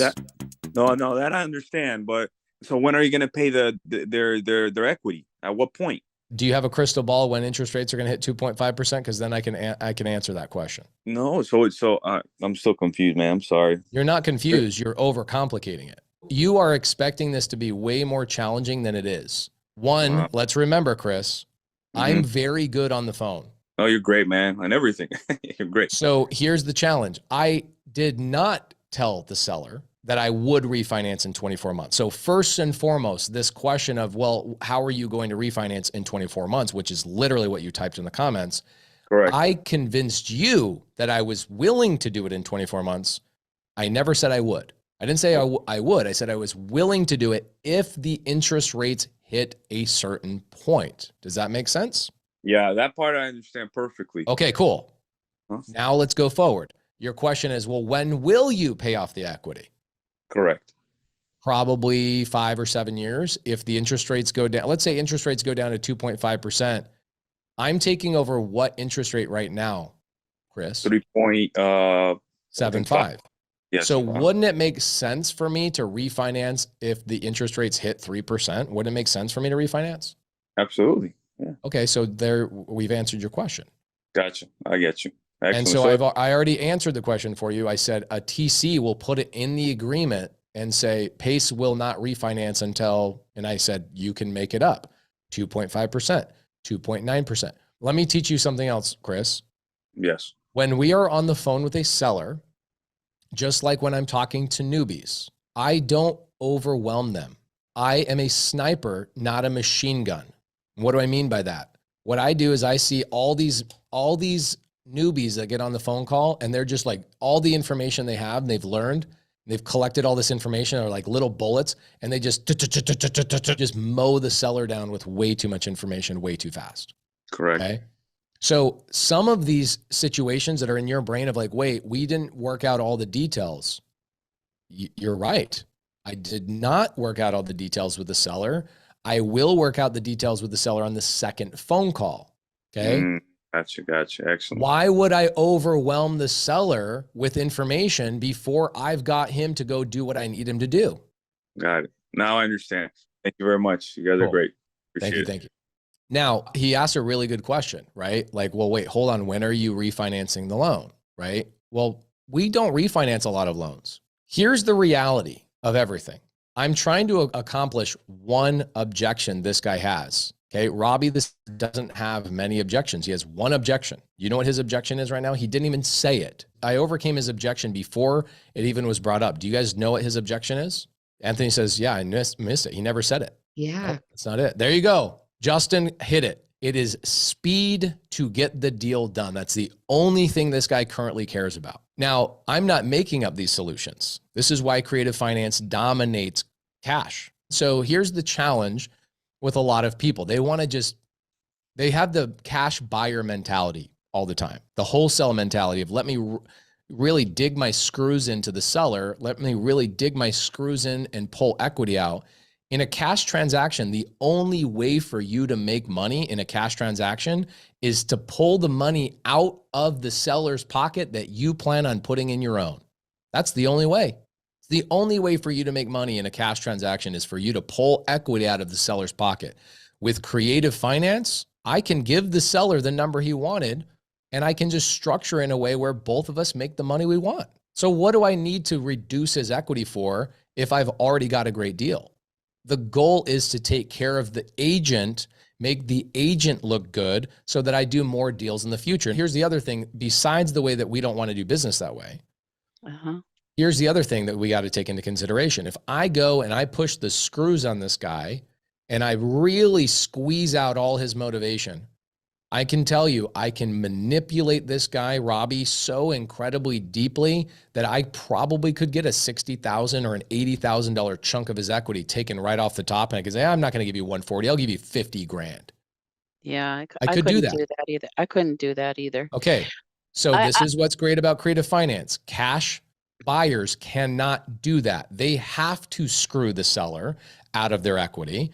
And I say that strongly because you're not screwing them. You are solving a problem. But here's the thing. Creative finance gives the guy the number he needs and the agent the number they need and me the terms I need. So why not just go with creative finance instead of a cash buy? You said you would pay him 340 because that's Yep. what he wanted. How are you Here's going to, the how are thing you with doing creative that? finance. Let's just make sure we understand this before you ask the question. I'm not paying him anything. I'm writing down on a piece of paper that I'm giving him 340,000 and he is financing almost all of it with his loan. So a lot of people that don't operate in the creative finance realm, they really think I'm coming up with 340,000. I'm not. I'm not coming up with really any money. So when people are like, well, you're paying him 340. Yeah, on paper. It's like you saw Dumb and Dumber where they had the sticky notes and they're passing them out. That's as good as money, sir. Those are IOUs. Go ahead and add it up. Every cent's accounted for. Look. See this? That's a car. 275,000. Might want to hang on to that one. That's essentially what I'm doing. I'm literally creating a note that says I owe you money. I'm creating an IOU. So what are you doing then? How are you paying him? If you told him you're going to give him 340, then what are you going to do? Okay, he will receive 340. He will receive 340. Today? No. How? Let me ask you a question back. How will he not receive the 340? How about that? No, you answer my question.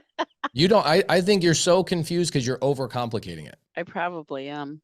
But Okay, maybe the $200,000 is a mortgage payment. That is not his money. That's the bank's money. I'm going to pay that to the bank, correct? Uh-huh. Okay, so he'll never receive that 200,000. The bank will receive that 200,000, correct? Uh-huh. Uh-huh. Okay, so his equity. When will I pay the equity? Over time. No. When the interest goes down. There you go. And then who will pay the equity? Me or bank? Then you will pay it. I will not. I will go to a bank and the bank will give me a new loan that pays his 140 off and the 200,000. I will never have to come up with the money. Okay, that's where I'll be calling you then when that happens to me. There you go. So we could wholesale this. We could just make $10,000 or $15,000, letting another investor take this off our hands, and we just make a clean $15,000 and walk away. Make sense? Yeah. Easy peasy. Now, I don't love wholesale anymore in my career. And the reason being is because it's a job that produces money today, which is awesome. And I think 90% of people need that right now. And so that's why we talk about wholesale, we teach wholesale, but I've passed the wholesale phase of my career where I just buy everything. Yeah. So when I see a deal like this, I go, I want to buy it. Why? I'll tell you. Do you know the 6 reasons why we buy real estate? The 6 reasons? Yes. Let's go through them just real quick. Okay. Okay. This is important for you to understand why people like me will buy a property like this. Okay. And then I'll release you and you can enjoy your Saturday. So here are the reasons why I would buy this piece of real estate, right? So the piece of real estate is $340,000. The first reason why I would buy a piece of real estate is for the cash flow. That's what most people assume. That's why we buy real estate. We already talked about how much cash flow we're going to make, right? This property will make about $380 a month in cash flow. That's after management. That's after expenses. That's after everything. Okay. That's after the war chest. If you forgot, we already covered that. I took $500 out on this house to manage the property, to manage the vacancy, manage all that stuff. I took $500 out. Okay. That's my net. $380 a month is my net income. That's how much money I can make. Me and my private money partner are going to be splitting that. Make sense? Let's talk about this. Let's say I keep the house for 5 years. Okay. So let's go $380. And let's say I'm going to raise the rent on year 3. So in 36 months, I'm going to raise the rent, let's say $300. So for 36 months, I'm going to make $380 a month. For another 24 months, I'm going to make an extra $300 a month. So let's talk about what my cash flow is over a 5-year period. Okay. My cash flow is going to be $380 times 36 months. We will make $13,680 in net cash flow. Then I'm going to add that $300 to my existing $380, right? Because now I'm making a little bit more money. I raised my rent. I'm going to multiply that by 24. So the last 24 months, I'm making $16,320 during that time frame. So during the 5 years I own the property, I made $30,000 in cash flow on that property. Okay. This is what children buy real estate for. Only children buy real estate for cash flow. Sometimes I'm a child. I'm okay with it. Now, if you bring in a partner, you guys would divide that in half, obviously. All right, cool.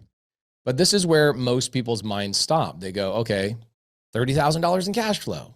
All right, well, what's the second reason why we buy real estate, guys? Is appreciation. This property has and will continue to go up. North Carolina is a growing market. The average appreciation in Carolinas is about 9% a year, but we're going to reduce it to like 7%. Okay, this is in the Raleigh-Durham area. It's an awesome spot. So let's just reduce it to 7%. So let's go 340 times 1.07%. So the next year, the property is going to be worth 363. Let's take that and multiply that by 1.07. Now it's worth 389 in year 2. Let's multiply that by 1.07. That equals 416. Let's multiply that by 1.07. Now we're at 445. Okay, so that's year 1, year 2, year 3, year 4. Let's do it one more time for 5 years.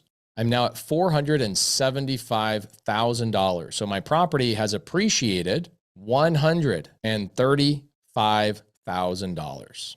Okay, this is why we buy and hold, because that's where you make a ton more money, obviously, over time. Now, what's the other reason why we buy real estate? Is because of depreciation, or let's just say tax benefits. They are, by the way, bringing 100% depreciation back. So don't give me some stupid thing in my comments today saying it's not 100% bonus depreciation. Yes, it is. It's coming back. Read the articles. The Senate is in the process of passing that currently. Okay, so we're going to take 340. I'm not going to teach you guys about tax stuff today. What we're going to do is I'll just do the math for us, okay? Divided by 27.5 equals times 7 equals, okay, great.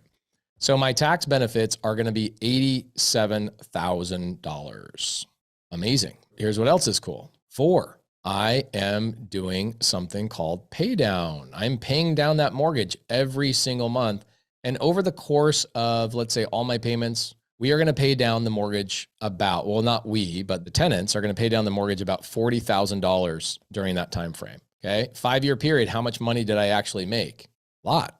Right? I made 40, 175, 200. I made roughly, I'd say about $300,000 on this property in a 5-year time frame. 5. The other reason why we buy real estate is for leverage. What does that mean? That means in 5 years, if I go do a refinance and I suck out, let's say out of the $300,000 I've made, I go suck out $100,000 in a cash out refinance. How much taxes do I pay on that $100,000? I pay $0 in taxes on a new debt. So let's say rates go back to 3, which they will. There's always, somebody always says rates will never go back. Bro, you've been watching too many YouTube videos. So here you go. You'll get 0 taxes on your $100,000. And so this is why we own real estate long-term, is because we can continually pull money out of our real estate every 5 to 7 years. You can get big chunks of money to go and deploy into lending businesses or do other things with it or go buy other cash flowing assets. This is why real estate is so powerful. Why 0 taxes on the 100,000? Mike, because it's not income, it's actually a debt. Does the refi apply on the SubTo deal? Yes. When I do the cash out refinance, it refinances all of the debt. Okay, it refinances all of the debt. It's all brand new. I'm going and getting a new loan. Now, what's the 6th reason why we buy real estate? Is for the story. Why do we care about the story? I make more money on the story than I do on the actual real estate. Why is that? Because I tell people I buy real estate, therefore they sell me more real estate. I go talk to you guys about doing this. How great was this that we watched a live call with me pitching SubTo and seller finance to a seller live, with an agent involved that solved everybody's problems. And now everybody's like, wow, Pace actually does deals. Oh my gosh, I can do this too. And when you say I can do this too, guess what you do? You go do it. You go connect with my SubTo students. You go connect with the Gators and the top tier TCs, and you start doing business together. And guess what ends up happening? I end up making money. I buy deals with you guys. Carolyn and Myron Briley are in here. I've done deals with Carolyn and Myron. I think I've probably done 35 deals with them, 35 doors. The more you understand this, the more money I make. I get to do deals with you guys. Okay, Carly Grundman and I just did a deal out of the Carolinas a couple of months ago. So I create stories so that it compounds and more deals come back to me. Does that make sense? Do we all understand the 6 reasons why we buy real estate? Okay, there you go. That SubTo deal with Victoria, I hope we do the deal. It is the best solution for that seller. We'll do a follow-up video and let you guys know what happens with it. So thank you guys so much. Enjoy your Saturday. And this was a fun little bonus for us to be able to talk to a seller today. Have a killer weekend, guys. I'm going to go hang out with my daughters. See ya. Can you please explain clearly for dummies, steps 1, 2, 3, very precise, and explain the fastest steps to get my first deal done. This is way too much blah, blah, blah, bro. Shout out to 3D Printeros. Thank you so much. This leads me to my first step. So guys, we've got 6 steps to get your first deal. What you see on the whiteboard right now are the first 3 steps. We'll get to the next 3 steps, probably about 7 to 10 minutes. So hold on, bear with us. If you want your first deal, let's start with a couple of things. Come here. Number 1, here's you. You have nothing. You have no money. You have no resources. But one thing you should be starting with is gratitude. Don't be like 3D Printeros that's like complaining in somebody's YouTube comments. You will need people to work with in this business. You will need private money lenders, title companies, real estate agents, transaction coordinators, attorneys, other people to JV with all the time. And if you have an attitude of gratitude, you're going to win. People want to work with you. So be a magnet for success. Sounds stupid, but it's very true. I am repelled by people that act like that. So think about, I've got Eric right here holding the camera. We got a $6,000 camera rig. Here we are in the middle of the day. I can be doing anything else and I'm making a video for you. So instead of making comments in people's YouTube that show where you are at in life, right? Your current mindset is the reason why you haven't gotten a deal. Change your mindset. Start with gratitude. Sounds stupid, but I'm telling you, it will make way more sense going down the road. All right. So step 1 should be here. This is step 0 actually, or we should call this step obvious. Obviously, you should have an attitude of gratitude. And by the way, 80% of the people that watch our YouTube channel don't subscribe. Guys, show some gratitude for all the money we spend on these videos. Give us a click on the button, please. Click on the button, give us some love.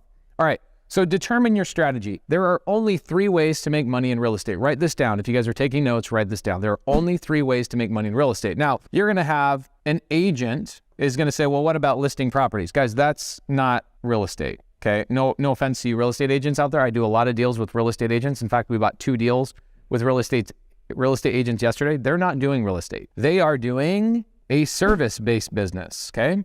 Just like the house cleaners that are in my guest house right now, I've got Scott Horn coming and staying in my house in a couple of days, one of my attorneys. They are a service provider. They don't own the house that they are cleaning, just like the agent is not the real estate investor who owns the house. They are just listing. They're providing a service. Same thing with a mobile notary. You are just a service provider to people who do make real estate or do real estate. Also, same thing with contractors, title companies, etc. All these people are just service providers to people who are in real estate. Now, there's only 3 ways to make money in real estate if you are the real estate investor, is you can wholesale. Okay, and there's an advantage there, disadvantage there, and I'll go into that in a second. Fix and flip. Fix and flip is a variety of things. I'll go into that in a second. And then buy and hold. Those are the only 3 ways to make money in real estate. That's it. So you have to make a determination. First step is, where am I going to start? What you're going to do is as you guys are going into this business, you are going to get thrown every which way. You're going to hear YouTube videos about mobile home parks, multifamily, raising capital, doing all these things, and you're going to get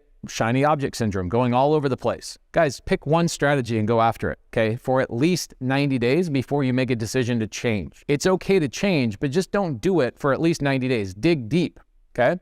Why would I go to wholesale?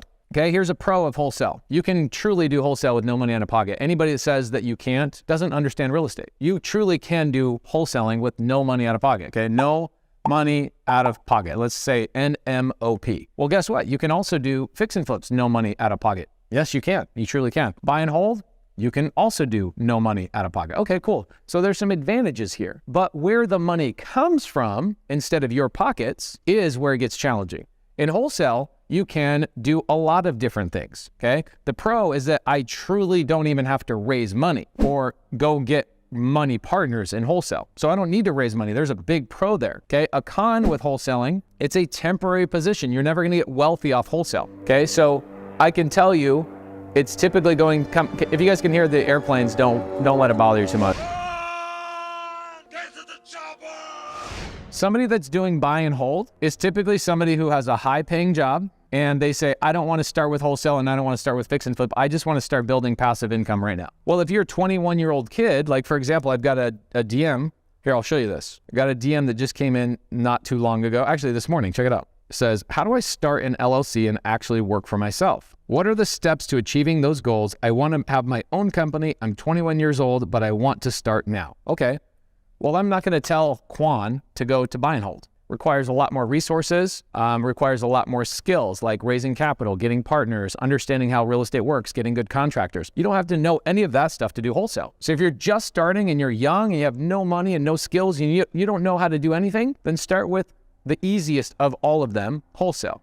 The downfall again to wholesale is that it's temporary money. But the other upside to like a buy and hold is that when I go do a buy and hold and I keep something in my pocket, let's say I do a traditional rental, right? Or I do an Airbnb. What are the upsides here? The upside is that once I create a money-making property, that property continues to give me cash flow every single month. With wholesale, you don't have that. You have to keep chasing deals and following up with sellers and following up with agents. And this is a high-paying job. Okay, wholesaling is a high-paying job. So is being a successful real estate agent. That is a high-paying job. Being a buy and hold investor is actually not a job. You can hire people to manage your properties for you. I don't know who my tenants are in any of my properties. We have hundreds of properties. I don't have to touch the money, work out the P&L, call the contractors. I literally have a team that does all of that for me. And you can't do that really in wholesale without getting involved from time to time. So you have to pick your strategy. Where are you going to start? And I'd be curious, where, for the people that are watching this video right now, where would you start? Okay, it's your first deal. You've never done a deal before. Probably you're going to guess wholesale. Cool thing about wholesale is that you can do cash and creative finance. Creative finance is like the gasoline to the real estate fire. You can do cash and creative here, which is awesome as well. And you can also do cash and creative here, okay? So creative finance, like subject to, seller finance, things that I specialize in, you can do all of that in that strategy. But number one, determine your strategy. Let's do a little practice here. Stop DMing me and saying, tell me how to get my first deal. Say, Pace, I determined that wholesale is my strategy. Can you help me get my first wholesale deal? Now we've made some progress, right? Step one, now the conversations can actually start, right? Now you can actually get what the type of answers you get are based on the questions that you ask. If you tell me, Pace, I want to do fix and flip. Pace, I want to do buy and hold. Can you teach me how to get my first deal? Wow, now I can give you really specific information, okay? The problem is not the teacher. The problem is the student not knowing what they want. I don't know what you want. I don't know your name. I don't know all of these things about you, your financial resources, your current mindset. I don't know if you have an attitude of gratitude. You might be a victim. Everything is somebody else's fault except for you.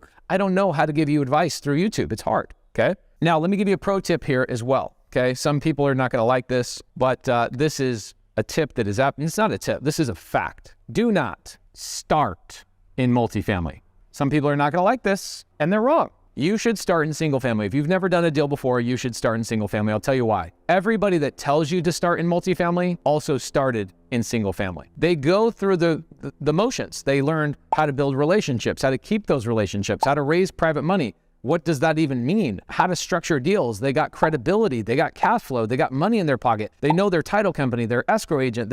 All of the things that you gather in this journey, they've gathered them and then utilized those resources and that credibility. In fact, I'll give you guys a special treat, okay? If you go in the link in the description down below, I'm gonna give my team a phone call that I had this morning. That was a call I had with a seller and somebody who had needed my credibility to get a multifamily deal done. Here they are working, trying to get all these deals, and then they have to borrow my credibility. Where does my credibility come from for their multifamily deal? From my single family properties. Do not start in multifamily. You guys are all like shiny object syndrome. You're like little flies, just you see this bright light and it zaps you. Don't go to multifamily. Go to single family. Get some base hits. Here you are, first time up at bat. I'm in the major leagues. They give me a bat. I got a baseball. It's my first thing. Here I am, swinging out of my shoes, trying to hit a home run on my first swing. Guys, stop trying to hit a home run on your first swing. Get some at-bats. You need to get on first base. You need to get on second base. You need to know what it feels like. You need to have the conversations, and you need to go through the process. Start with single family. Major tip. And somebody that disagrees with me, you can find my address, and we can have an arm wrestling contest. You son of a... What's the matter? The CIA got you pushing too many pencils? Huh? But you know what you won't beat me on is my portfolio and my credibility. Pro tip, start with single family. Now, step 2 is once you've made a determination, I'm gonna wholesale, I'm gonna fix and flip, I'm gonna buy and hold. These are all 3 separate businesses in my world. And guess what? I have individual team members that run each one of those. Okay, so my buy and hold, got a whole team. My fix and flip got a whole team, and they have a team underneath them. These are separate businesses, okay? So stop trying to do all three simultaneously, okay? Until you get a couple of deals. Once you get a couple of deals, use that money, get some people, get some systems, okay? So focus on that strategy, and here's how you focus on that strategy. Find your avatar. This is, my team will give you a link in the description down below to a 3-hour training I did on how to find your avatar. Are you somebody that should start out as a transaction coordinator? Are you somebody that should go work for somebody else's team? Are you somebody that is maybe not great on the phone and you should never talk to sellers? Well, guys, my partner, Cody Barton, he doesn't love talking to sellers. He's pretty good at it, but he doesn't love doing it. So are you somebody that loves talking to sellers? That's me. I love talking to sellers. Cody does not.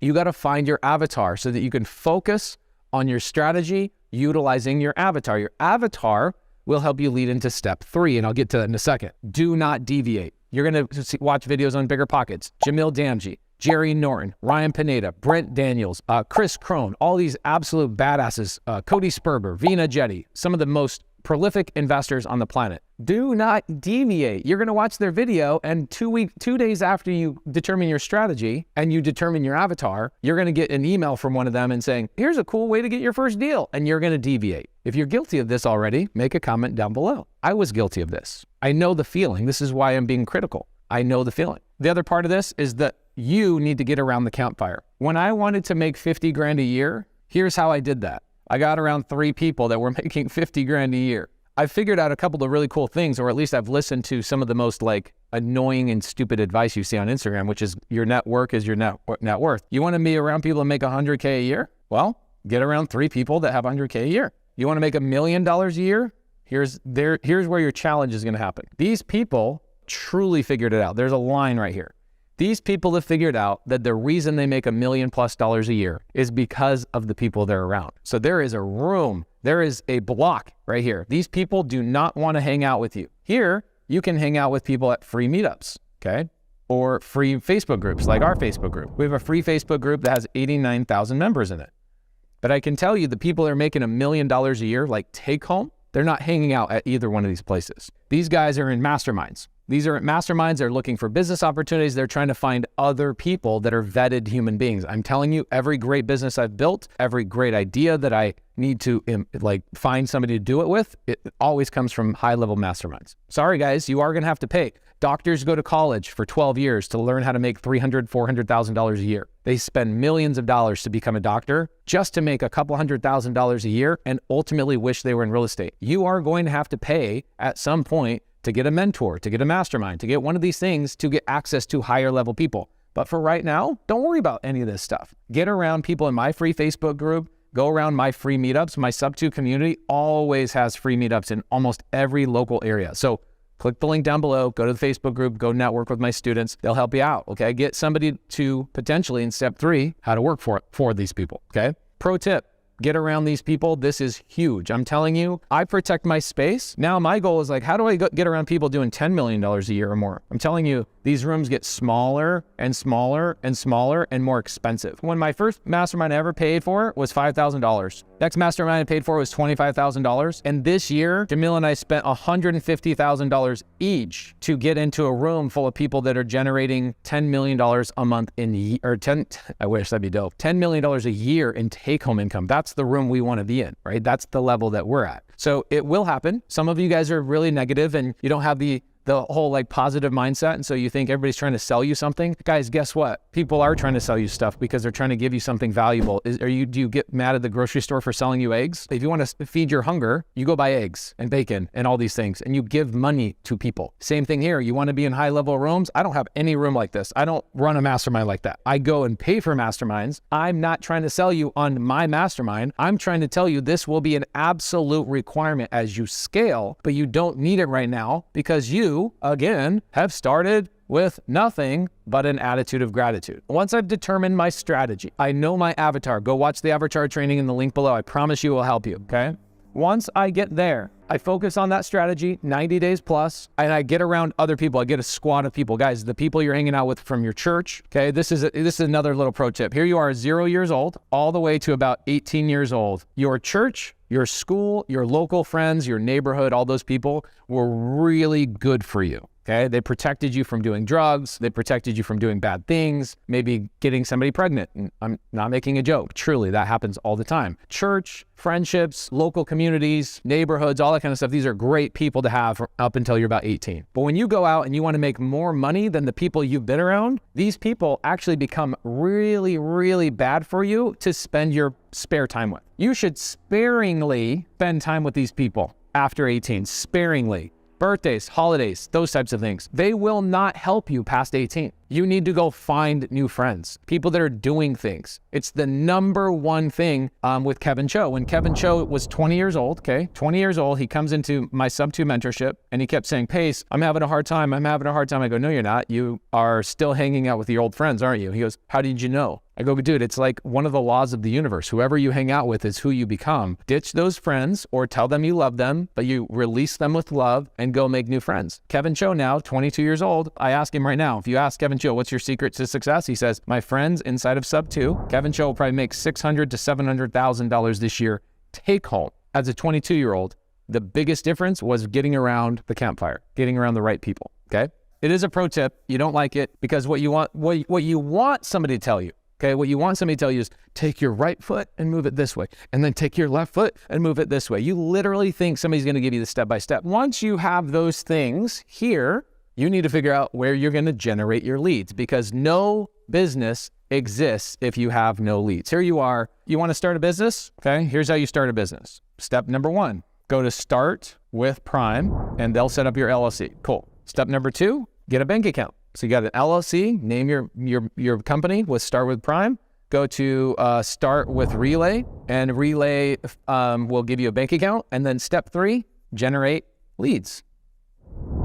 You have leads, you now have a business, right? You have things to work on in your business. You have a bank account to put the money that you make from your leads that you close, and you have an LLC to protect you and to make sure you get the tax liabilities. But ultimately, you have to figure out where those leads are coming from. Now, right here on this 3-hour training that we did, it's free. Find your avatar. You will determine which one of these you go down, okay? DTS stands for direct to seller. And this is really, really big, okay? Direct to seller could be cold calling, door knocking, bandit signs, billboards, TV, radio, Facebook ads, 1,000 different things, okay? Direct mail, postcards, all that stuff. Everything you can imagine. How am I going to communicate with that seller is direct to seller. I'm not going through an agent. I'd probably say 70% of our deals that we do right now, I don't know the exact number, got to be direct to seller. Direct to agent requires a completely different type of personality. Now, if you want to go direct to agent, okay, we did this cool training called 0 to Hero, where I show you guys how to go direct to seller. 0 to Hero is down right there. We show you how to start from scratch, how to generate leads, how to close those leads, all that stuff.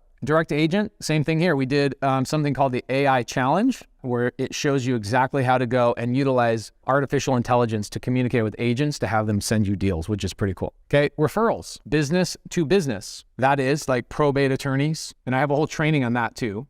This is what's so funny to me, is the guy that made the comment at the beginning of the YouTube video is like, I need a step-by-step process. Guys, look at this. I got a link here for a 3-hour training. I got a link here for a whole start to finish. I got a link here. I got a link here. It's like, what more can I do for you? Besides climb into the camera and go, all right, buddy, let me hold on to you and do the work for you. I can't do the work for you, man. I've created a free Facebook group, a free YouTube channel. I even wrote a book. Check this out.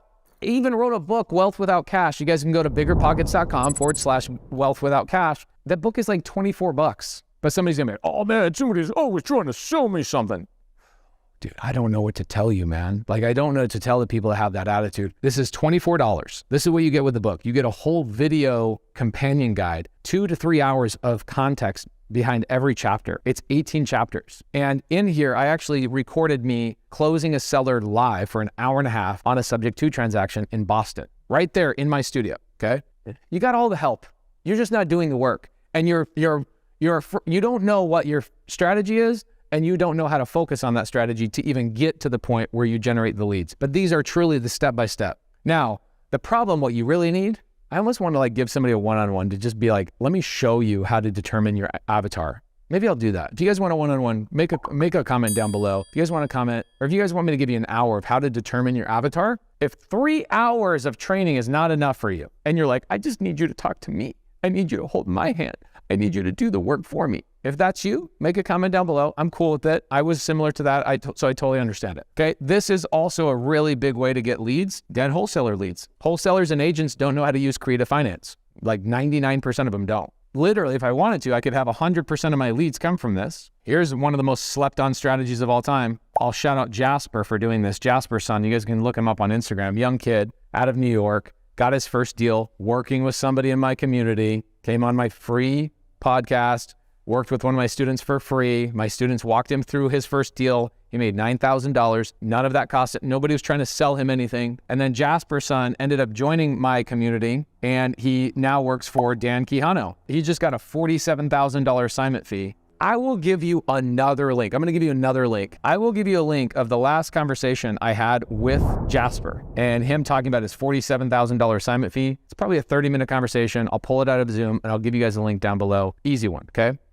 Now, here's the final one. Auctions, websites, foreclosure.com. These mean real estate owned means the bank has already taken these properties back, or they're about to take these properties back. So you don't have to talk to an agent or a seller directly. You can go to an actual website and just bid on stuff, right? That stuff exists. Whatever it is, you have to make a determination of what lead source you're going to have. Guys, you don't have a business if you don't have an LLC and you don't have a bank account and you don't have leads. These three things are an absolute requirement to have a business. So, Pace, how do I start a business? Just answered it right here. Now you have a business, okay? Pace, how do I get my first deal? Determine your strategy, focus on that strategy by doing these things, and then go generate leads. What we'll do is I'll make a part two to this, because this is getting long. This is probably now 30 minutes. I'll make a part 2 to this, all right? So we'll call this something like how to get your first deal, first 3 steps. I don't know. My team will come up with some name for this, okay? And you'll still criticize them. What's that guy's name? 3D Printeros. Bro, you'll still complain. You'll still be like, it's not step by step. Bro, the only way for me to truly be step by step is for you to have a mentor, for you to have a community of people to help you. So that's the only thing I can really do beyond making a YouTube video for you, right? Or writing a book for you. This took a year to write. Or making this avatar. You know how long it takes to make an avatar series? I wasn't born with this knowledge. It took me 20 years to figure this out. And then it took me multiple times to create the process of that recording. And then when I finally recorded it, somebody had to edit it and do. This is like thousands of dollars of costs and years of my life for a free training. And you will still make a comment in YouTube and go, enough blah, blah, blah. All right, so step blah, and step blah. Now you got the blah, blah, blah strategy. We'll jump into the next video and we'll do the next 3 steps in that next video. See ya. Hey guys, welcome to the Get Creative podcast. I've got an amazing SubTo student and she's in top tier TC as well. Welcome to the show. Pise Core. She is here from Indianapolis. She's going to be talking about this deal from Indianapolis. And we're also going to be talking about her business in transaction coordination towards the end of the show. So stay tuned. How are you doing today? Thanks for coming. I'm good. How are you? Thank you for creating such a great community and allowing me to be able to work from home. Of course. How's it been, by the way, being able to work from home and be able to do all this stuff from home? It's been amazing. It's an amazing journey. I get to travel with my children. I was actually at community camp. I got the invite and I brought all my kids. And so they get to watch how I earn money without going to a corporate building. Which is pretty cool, right? Your kids get to see that blueprint. And when they get older, you've basically given them a blueprint to show them what life should look like without them having, there's nothing wrong with the corporate atmosphere, but you showed them there's ways to make money without having to show up to a building. You can travel around the country, hang out with your friends. Now, community camp, for those that are listening and have no idea what the heck it is, it's something that we put on last year for a lot of the leaders inside of our community. We had about 400 people come up to Kalispell, Montana, where I spend my summers. And man alive, was that not the coolest week of my life. Was it pretty? Your kids enjoy it? They did. They loved it. They loved the lake. We got to go sightseeing and all that stuff. But if I didn't find you on YouTube and getting on the community, I wouldn't have met so many great people during my journey. And my business partners are all from SubTo Group. I love it. All right. Well, let's talk about this deal. Tell me, you bought this deal before joining SubTo. Tell me about the deal itself and why the heck were you putting so much money into it? Why was it losing money? I'm getting ready to do a training right now. Actually, Molly Tennant, my transaction coordinator, is coming over here, and I thought I'd just let you guys know that whether you are trying to work from home and amplify another real estate investor's business, or you're trying to get your wife, your spouse, your husband involved in your real estate business, business buyers, gators, joining top tier TC community is one of the best places to get started. I can tell you that my real estate transactions went from 3 deals a month to 10 deals a month years ago once I finally hired a TC. So if you're trying to become a transaction coordinator, go to jointoptiercommunity.com. So I bought this deal a few years before joining SubTo. I was learning about real estate, and I was told Indiana is the great place to buy long-term rental. I needed to park my 401k money somewhere instead of in the 401k. So I took the money, bought the rental, but the property manager that was introduced to me was bleeding money out of me. It's like every 6 months or so, he's evicting a tenant, and I have to go in and repair. So I was making a lot of repairs from the money from the rental, but at the same time, I was taking money out of my own pocket to do the repairs. So, for a while I was thinking, what am I going to do? I know real estate is good to hold, but at the same time, I can't be losing all this money. Yeah, you don't want to shovel money into the thing. Yeah. So when I joined SubTo and I learned the creative side of it, and by working with other SubTo students who encouraged me to do what I think is best for me, I seller financed the deal to actually another SubTo student. That's amazing. And I was able to make an assignment fee off of it as well. Amazing. Okay, cool. So you have this deal, you're shoveling money into it. You bought it with traditional methods. Yeah. Then you join SubTo and you go, oh my gosh, I can get rid of this house that's costing me all this money. And you found somebody in the community to buy it. Sounds like they brought money to the table. Is that correct? They gave you a down payment? They gave me a down payment. I learned how to structure it in a way where an investor would really buy it and I don't have to go haggle. So I put a low interest rate on it, a low down payment, a small assignment fee, so I can take back some of the money that I lost and amortize it for 30 years. Did you have this house paid off? You took the money out of your 401k, you had it paid all the way off. So you owned it cash, free and clear. Yeah. But it was still losing you money because of the repairs and you were having to put money in monthly type of thing. And then you decided, I'm going to seller finance this. So you were able to create the interest rate. You were able to decide what your down payment was. How much was your down payment from the SubTo student who bought it? I asked for 5% of the down payment. So, and that could be a wide range of things. What'd you sell it for? What was the price? I sold it for, I think around 60 to 70,000 on one of them. One was like about 70,000. The other one was about 60,000. So I asked for 5% down payment, 4% interest rate, and around 7,000 assignment fee. Amazing. Okay. So you got $7,000 right up front. Yeah. Plus your 5%, and you were able to put money in your pocket, relieve the burden. Did these SubTo students end up moving in the properties, or did they go and finish these houses and turn them into rentals? He finished the house and turned it into rentals. He has a very great exit strategy, and he became one of my buyers. Amazing. What is his exit strategy? It sounds like it's not just regular rentals. I think he wraps them. Love it. Okay. So this is so great. He gets a deal from a SubTo student. You found the deal, or you found the buyer inside of SubTo, sold it to him on seller finance, gave him 4% interest, 30-year amortization. So you've got now cash flow coming in every single month that gives you 4%, which is awesome. No balloon. You don't have a balloon on this thing? No. Wow. Okay, great. I love this. I didn't care about the balloon. My goal was just to be done with it. And I was just happy to find a buyer, because from learning about real estate and wholesaling and all stuff, I knew that if I were to sell this back on the market, I would probably only make what I paid for, but that doesn't include my loss. But if I were to amortize it for 30 years, I would be able to capture what I put in, because I put in 100,000, and I would be able to capture that plus more over a 30-year time span. And I'm in no rush to collect everything in like 7 years or anything. Yeah, you'll end up collecting. I mean, you'll get a ton of interest over the next 10 years. I mean, the majority of your payments over the next 10 years will be interest only. It's like 85% of your payment is just interest. So you'll be making a big return over the next 10 years, which is awesome. Now you've got passive money coming in, which is great. Then you decided to change up your business model because you're like, hey, I don't want to go out and buy a bunch of properties right now. I want to go and create active income. So what does your business look like today? What are you doing instead of going and acquiring rentals? I am wholesaling. So because of the community, and I've met, I work with a lot of the SubTo students because I didn't understand. I realized when I signed up for another real estate course, they were teaching you to do everything, but you're doing it alone. So you can't really get a lot of deals, and then you're stuck. So when I got into SubTo, I realized everyone's teaming up.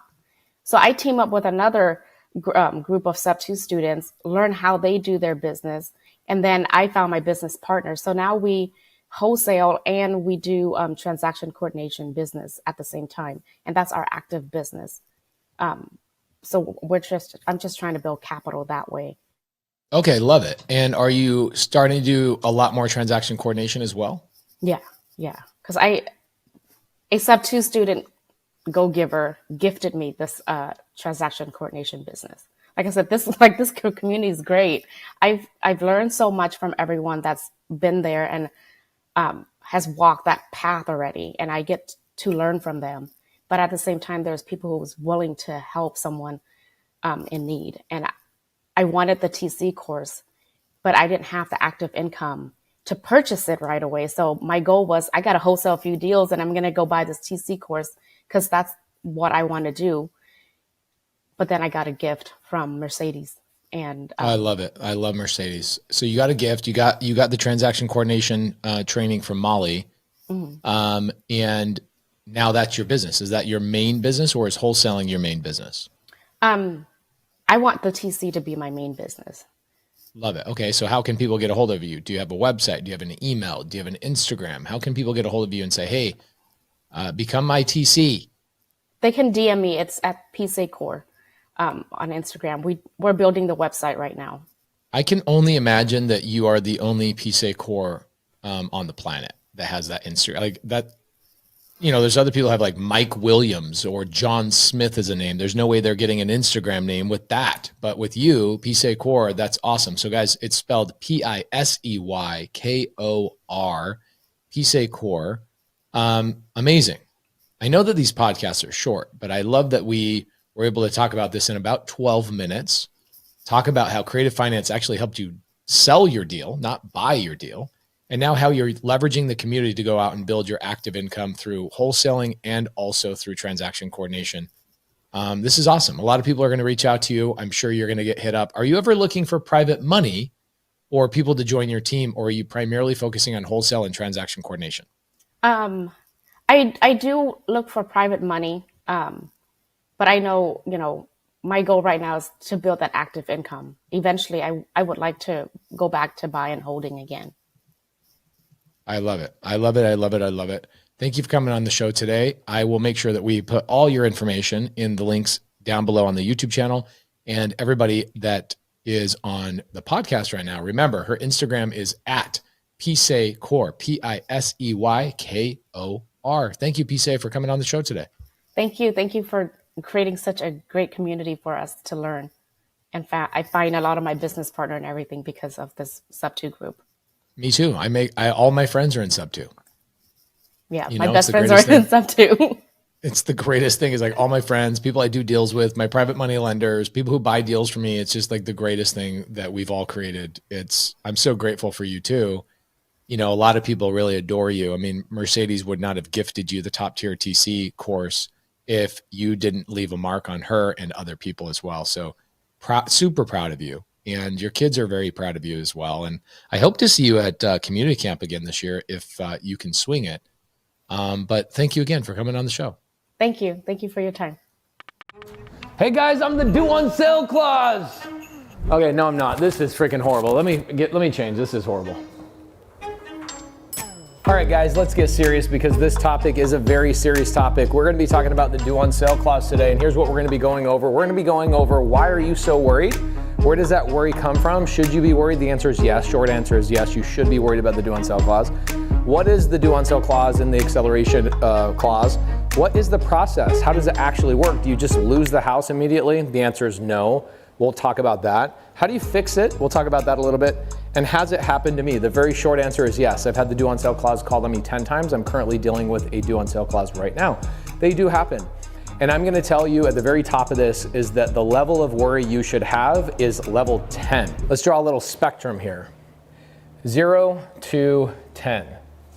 If this is you, you should have a level 10 worry about the due on sale clause. Why? Because you don't know anything about it. If you don't know how to set up your paperwork properly and you don't know how to overcome it, then I would worry about it as a level 10. This is what we say on my team.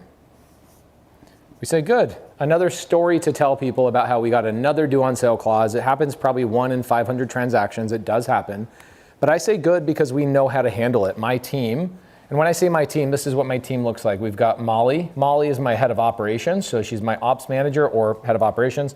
Allison is our head TC. And then we've got amazing women. We've got Alyssa. We've got Heidi. We've got Hannah. We've got Shelly. Oh my gosh, Shelly's so great. Shelly started out not knowing anything about being a TC, and she's one of the best people I've ever seen as a TC. Kelly Humbarger, she's killing it, doing a great job. And we've got Jade. Jade Jarvis focuses primarily on the Gator strategy stuff, but look how many transaction coordinators I have. Hannah is also our notary. 1, 2, 3, 4, 5, 6, 7 full-time transaction coordinators. So that should tell you how many deals that we're doing. We do a lot of single family transactions. Our collective portfolio has somewhere around 2,100 doors in it. That's a mix between single family properties and multifamily properties. Anytime you're talking about the due on sale clause, you are talking about SubTo.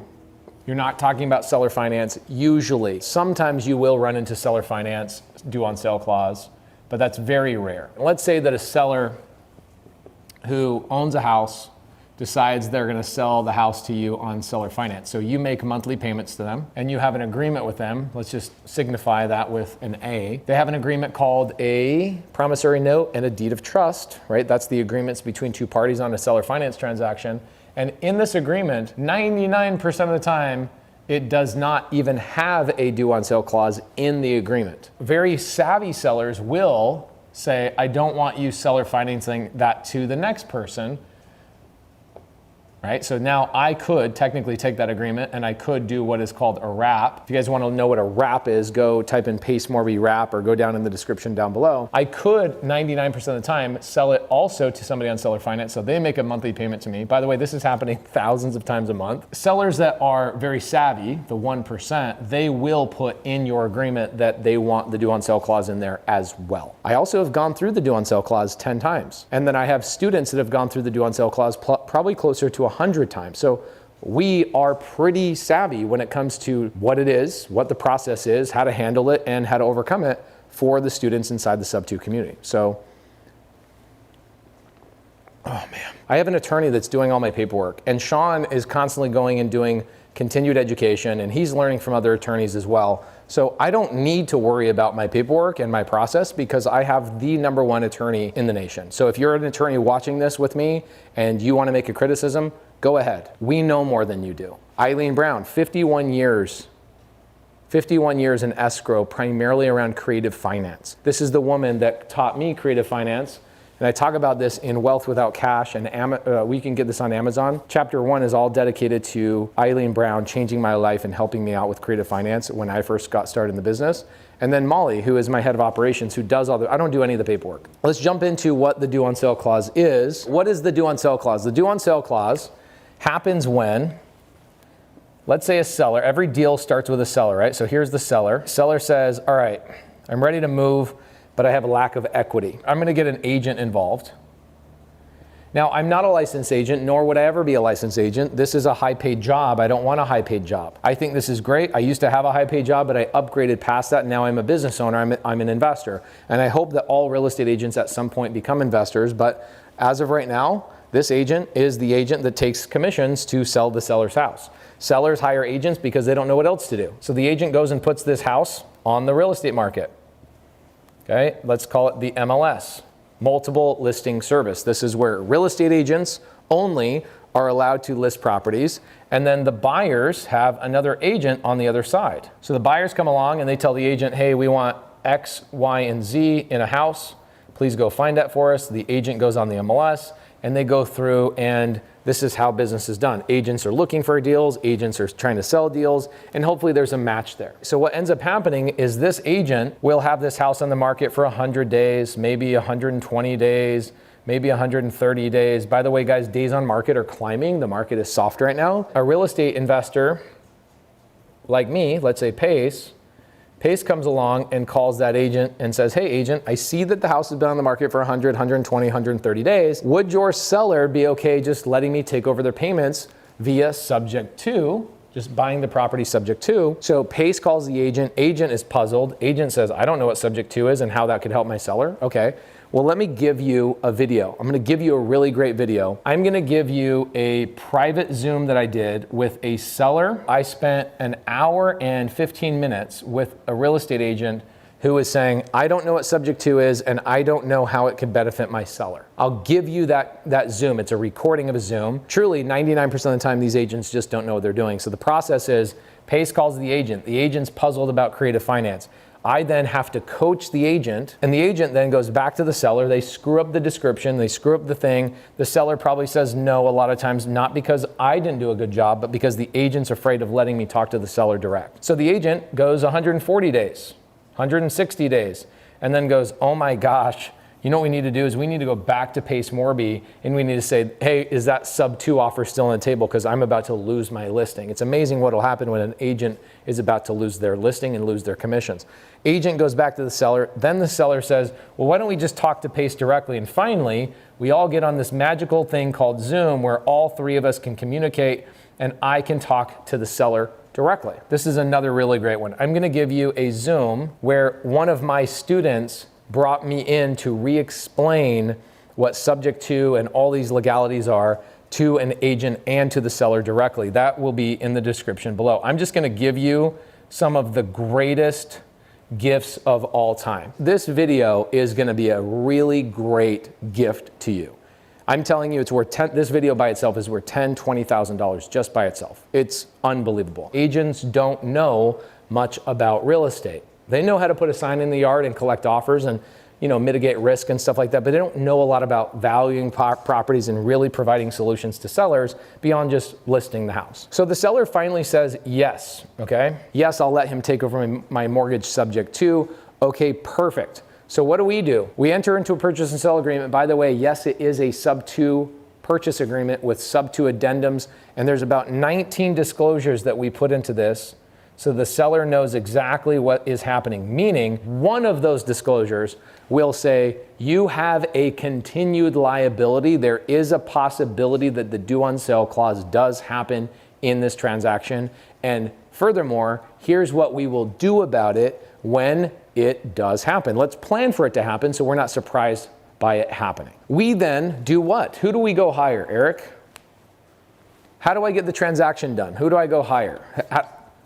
Okay, I hire a TC, yep, but the TC was probably already involved since I got the agreement already signed. Who do I then hire?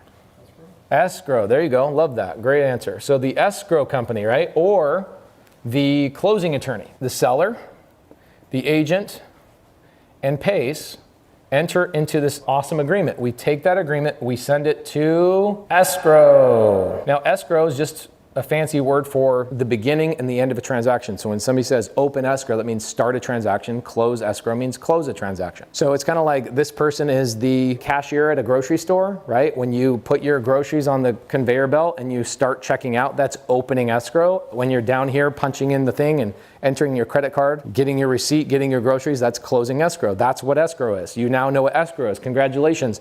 I bet you your broker, if you're a real estate agent, your broker probably never explained it to you in that simple of terms. You probably still didn't understand what escrow was until this moment. If you just learned what escrow was, make a comment down below. We open escrow, we take that agreement, we tell the escrow officer, hey, we're buying this property subject to. They go, no problem. It's a very simple process. SubTo has 7 less people involved than a regular cash transaction. Is that even possible? Yeah, a lot of times we just don't have an appraiser, we don't have an inspector, we don't have lenders, we don't have all of these things. None of those people are involved in a sub-2 transaction, so it's a very easy transaction. Now, what's happening?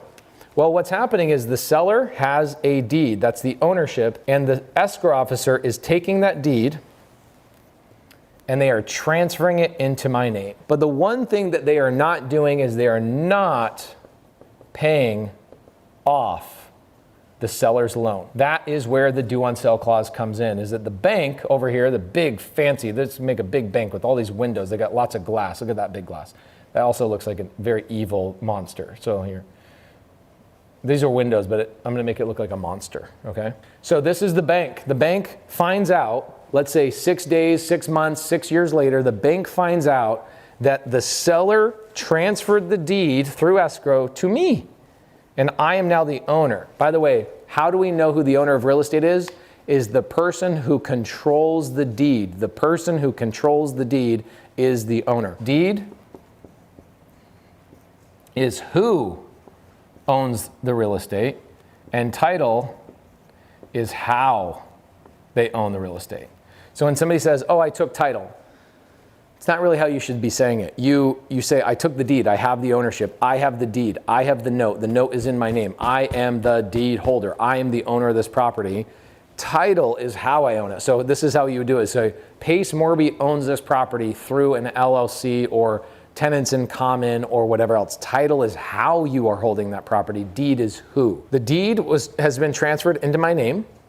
Pretty simple. It's a one-page document, takes $17, and the escrow officer does all of that. And then guess what we always get 100% of the time? We always get title insurance. If you ever run into somebody that tells you don't get title insurance on a sub-2 transaction, I'm telling you right now, I've had multiple attorneys tell my students, no, you don't need title insurance. That's lazy and irresponsible. You should get title insurance on every transaction, every transaction. I'm gonna say that again, every transaction. The bank finds out that the loan has not been paid off. If you were the agent or the broker that was worried about the due on sale clause, you now understand what is going on. The bank sends a letter. They send a letter to me. Here's what the letter does, is the lender gives me 35 days to remedy the problem. What's the problem? The problem is the deed is no longer in the seller's name. The deed is in my name, but we did not pay off the loan. People will say, how is this possible? Here's a house. If the seller owns the house, there's 2 documents that govern this house. One of them is the debt, and one of them is the ownership. Okay, and the ownership, what do we call that? That's the deed, right? The debt would be the mortgage. The mortgage and the ownership have nothing to do with each other. Uneducated people, they think that the bank owns the house. Guys, the bank does not own the house. The bank does not own the house. Do you have your phone? Where's your credit card? You got a credit card? How much money you got? I'm gonna pull out Eric's Freedom Card. Is this a credit card? Mm-hmm. That's a credit card. Mm-hmm. Okay, so if you use this money, whose money is that? Not mine. It's not your money. If you decide you want to go buy this with that money, who owns this? I do. You're telling me that Chase owns my Sambazon drink? Is that logical? Is that logical? It's not logical. This seller can transfer the deed over to Pace for a measly $17 at the county recorder's office. And I am now the owner of that property. I have the deed in my name. It's simple. It's that simple. Now, I've given you a big old long history on the due on sale clause. I've given you a lot of stuff. Hopefully you understand some key elements. First and foremost, the bank does not own the house. The bank does not own my Sambazon. Okay, I have borrowed money to buy a thing that I own, and I simply just pay the debt back. That's it. It's an agreement, but this is mine. Do me a favor, write this in the comments. The receipt of real estate is the deed. You know what I do when they say sign? How do you sign your name? Do you sign your name like actually legit? I try to. I'll do stuff like this. I'll go, boom. Or I'll do a swoosh. I'll go like this, like I'm doing a Nike swoosh. I don't care. Nobody cares. Nobody's checking your signature at the grocery store. It's a complete lie. You can scribble. I have my daughter sometimes do this. Nobody cares whose money you're using to buy the groceries. All they care about is, are you going to pay it back? And so that's the same thing with real estate. The bank doesn't care if you buy the house subject to. They just care that it's being paid back and it was set up properly. So you deeded the property to Pace Morby subject to. The bank is upset by that. So what do? They send you a letter, and it's a demand letter. Okay? The demand letter does not give you a fine, does not threaten you, does not hurt the seller's credit, does not hurt you. It doesn't do anything except make you aware that the bank is now aware that this has happened. This typically will happen within like 30 days of a SubTo deal happening because somebody did the paperwork wrong. They did the paperwork wrong. This is why having a top tier TC like Molly is important, and an escrow officer that knows how to do this and a closing attorney that knows how to do this is really important. It takes you from the spectrum, right? We talked about that spectrum, the 0 to 10 spectrum. If you don't know what you're doing and you're just lying to yourself, you should be here. You absolutely should worry. If you have a dream team like me, I have literally 0 worry. In fact, my team says what when we get the due on sale clause? Good. We got another story to tell, how we overcame the due on sale clause. Good. If you are one of my SubTo students, I want you to go into the vault. Okay, the vault is subtocourse.com, and inside the vault, we have 10 plus Zooms inside that vault that every time we have a due on sale clause happen, we do a Zoom called PACE studies, not case studies, but PACE studies. We show you the address, we show you the demand letter, we show you the step-by-step, the workflow of how to overcome a due on sale clause. What's the process? Here's the process. The bank, this big bad bank, right? Now I gotta draw this bank again because I erased it like an idiot. That one looked better or worse than the other? The other one looked better, didn't it? Okay, so the bank sends you a letter, and this letter is a 35-day demand letter. You're gonna call the bank. The buyer, okay, not the seller, but the buyer, Pace. Somebody on my team will call the bank and let them know, hey, we bought the property subject to, letting you know, hey, we're making the payments, what's the problem? I'd say 90% of the time or more. The bank will say, oh, great, we just didn't know what happened, perfectly fine, just cool. Who's the servicing company? And they get synced up. 2, if that does not work, which that does happen, we'll actually have to go through and we'll do one of multiple options. We'll do an executory contract, okay, or we'll do a lease option, land lease, okay, something along those lines to unravel and redo the transaction in a different type of format. What about a land trust? We still have the risk of getting the due on sale clause called on us in a land trust. We've had a dozen students who have done land trusts in buying property subject to and still had the due on sale clause called. So I still run the risk of getting the due on sale clause called on me, but why? I have multiple videos on YouTube channel about what an executory contract is and multiple videos about the lease option. And we also have other videos on the channel about what an executory contract does in order to overcome the due on sale clause. Why am I doing a land trust if these are the better options? In the state of Texas, okay, the state of Texas, you're the only state that is really hard to do an executory contract or lease option. All other 49 states, executory contracts and lease options are easy. It's common. Even though I'm doing a land trust, I still run a very small risk of getting the due on sale clause called on me again. And if I go that route, then if I get the due on sale clause called on me a second time, which we've had that happen as well, in all other 49 states, I will go this route. In Montana, it's a land contract. Okay, that's what an executory contract is called in Montana. I'm doing a land contract right now on an RV park because the seller is worried about the due on sale clause. So if you are a seller and you're really worried about the due on sale clause, then ask your buyer to just do an executory contract from the beginning. Okay, now here's the problem with the executory contract. You think brokers and agents don't know anything about SubTo and seller finance? You're right. Guess what? They're gonna know very, very, very little about executory contracts, even though if these brokers and agents are honest with themselves, they have this thing called CE classes. And they're all gonna cringe when I say this, but they have required continued education classes that actually teach executory contracts in all 50 states, and still brokers and agents, you know what brokers and agents do? They hire their cousin, their brother, or somebody else to take their continued education class. I've sat there and watched them.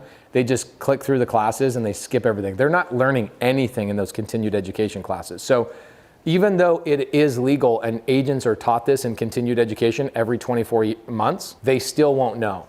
But if you're a seller worried about the due on sale clause, then I would ask your buyer to just do an executory contract because it gets rid of the due on sale clause altogether.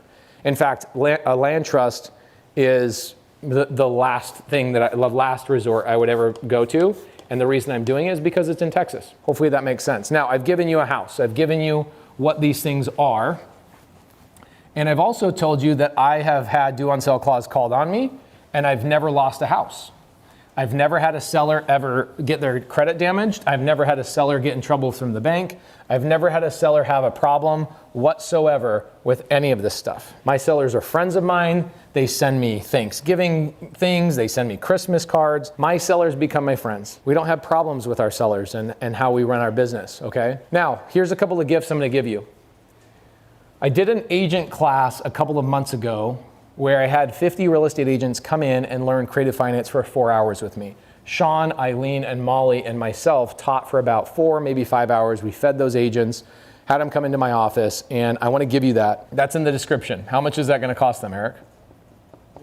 $3. Here's the thing, if you're a student, we have way more education on exactly how to do this. Slower, Q&A. Hey Pace, I've got this house. How do I overcome this? Molly actually does the paperwork live. Amazing stuff. So if you're a SubTo student, go into the vault. Remember, I have those 2 agent calls. I have 1 call with an agent that the agent just was curious, what is creative finance? And I'll give you that Zoom in the description below. I'm just giving you all sorts of gifts today. Then I've got another call with an agent plus a seller who thought my student was being sketchy. And I went in and actually overcame this on a Zoom as well on a Hawaii SubTo deal. When somebody comes to me in my DMs, typically what I tell them is I say the due on sale clause is a joke. I've done 7 videos on my YouTube channel. I've given explanations. Go ask my students. So if you want to go ask my students and do deals with my students, where should I go to find Pace's students? Free Creative Finance Facebook group. We have, as of today, I think we have about 140,000 members. And 20,000 of those members are actual trained students of mine. Those 20,000 students help the other 120,000 students get deals done, raise money, all of those types of things. If you heard somebody that's lost a house, it wasn't one of my students. A due on sale clause is from people that don't know what they're doing, have bad attorneys, have bad agents, and have bad education. Okay, my students are here. They're not worried about the due on sale clause because they know they can go into my vault. They want to go into my live training. Come here, let me show you something kind of cool. You see all these green blocks right here? These green blocks are all of the live Zooms I do on a weekly basis. 39 live Zooms about every topic that you can imagine, 2-hour deep dive on everything, every single week for 39 Zooms. Super helpful. These students are trained 39 Zooms a week. They pick and choose where they want to get trained. When does that training end? Never. Those 20,000 students that are trained go to the 120,000 people that are not trained in my free Facebook group. That might be you. Go in there, do deals with them, post questions. They'll help you. They'll link in with you guys. Hopefully this has been helpful. Hopefully this has been something that you want to share. Let me know what questions you have below. If you guys have an attorney that thinks they know more about the due on sale clause or have a differing opinion, I'm all about collaboration. I'd love to. It's been probably 4 years since I've learned something new about the due on sale clause. There are people that are losing houses to the due on sale clause because they do know what they're doing and they're still losing houses. Perfect. Well, maybe there's something I can teach you because I've never met a single person that's lost a house to the due on sale clause or even had their credit damaged or a bank mad at them or any of that stuff. If you go to YouTube, check this out. 2 years ago, I have a video, 26,000 views, due on sale clause. I have another one, due on sale clause right here, 5,200 views. How to handle due on sale clause, 3.2 thousand views. Due on sale clause here, 5,000 views. Due on sale clause solutions here. Due on sale clause, due on sale clause. Okay, I think we've done 7 total videos on the due on sale clause. So I would maybe tell my team, hey team, let's put a whole due on sale clause series together in the YouTube channel. And this will be video number 1. So if you guys want to learn more about this, go and watch some of the older videos that we've done. Hopefully this has been a good overview and a long video for you. And we'll see you in the next one.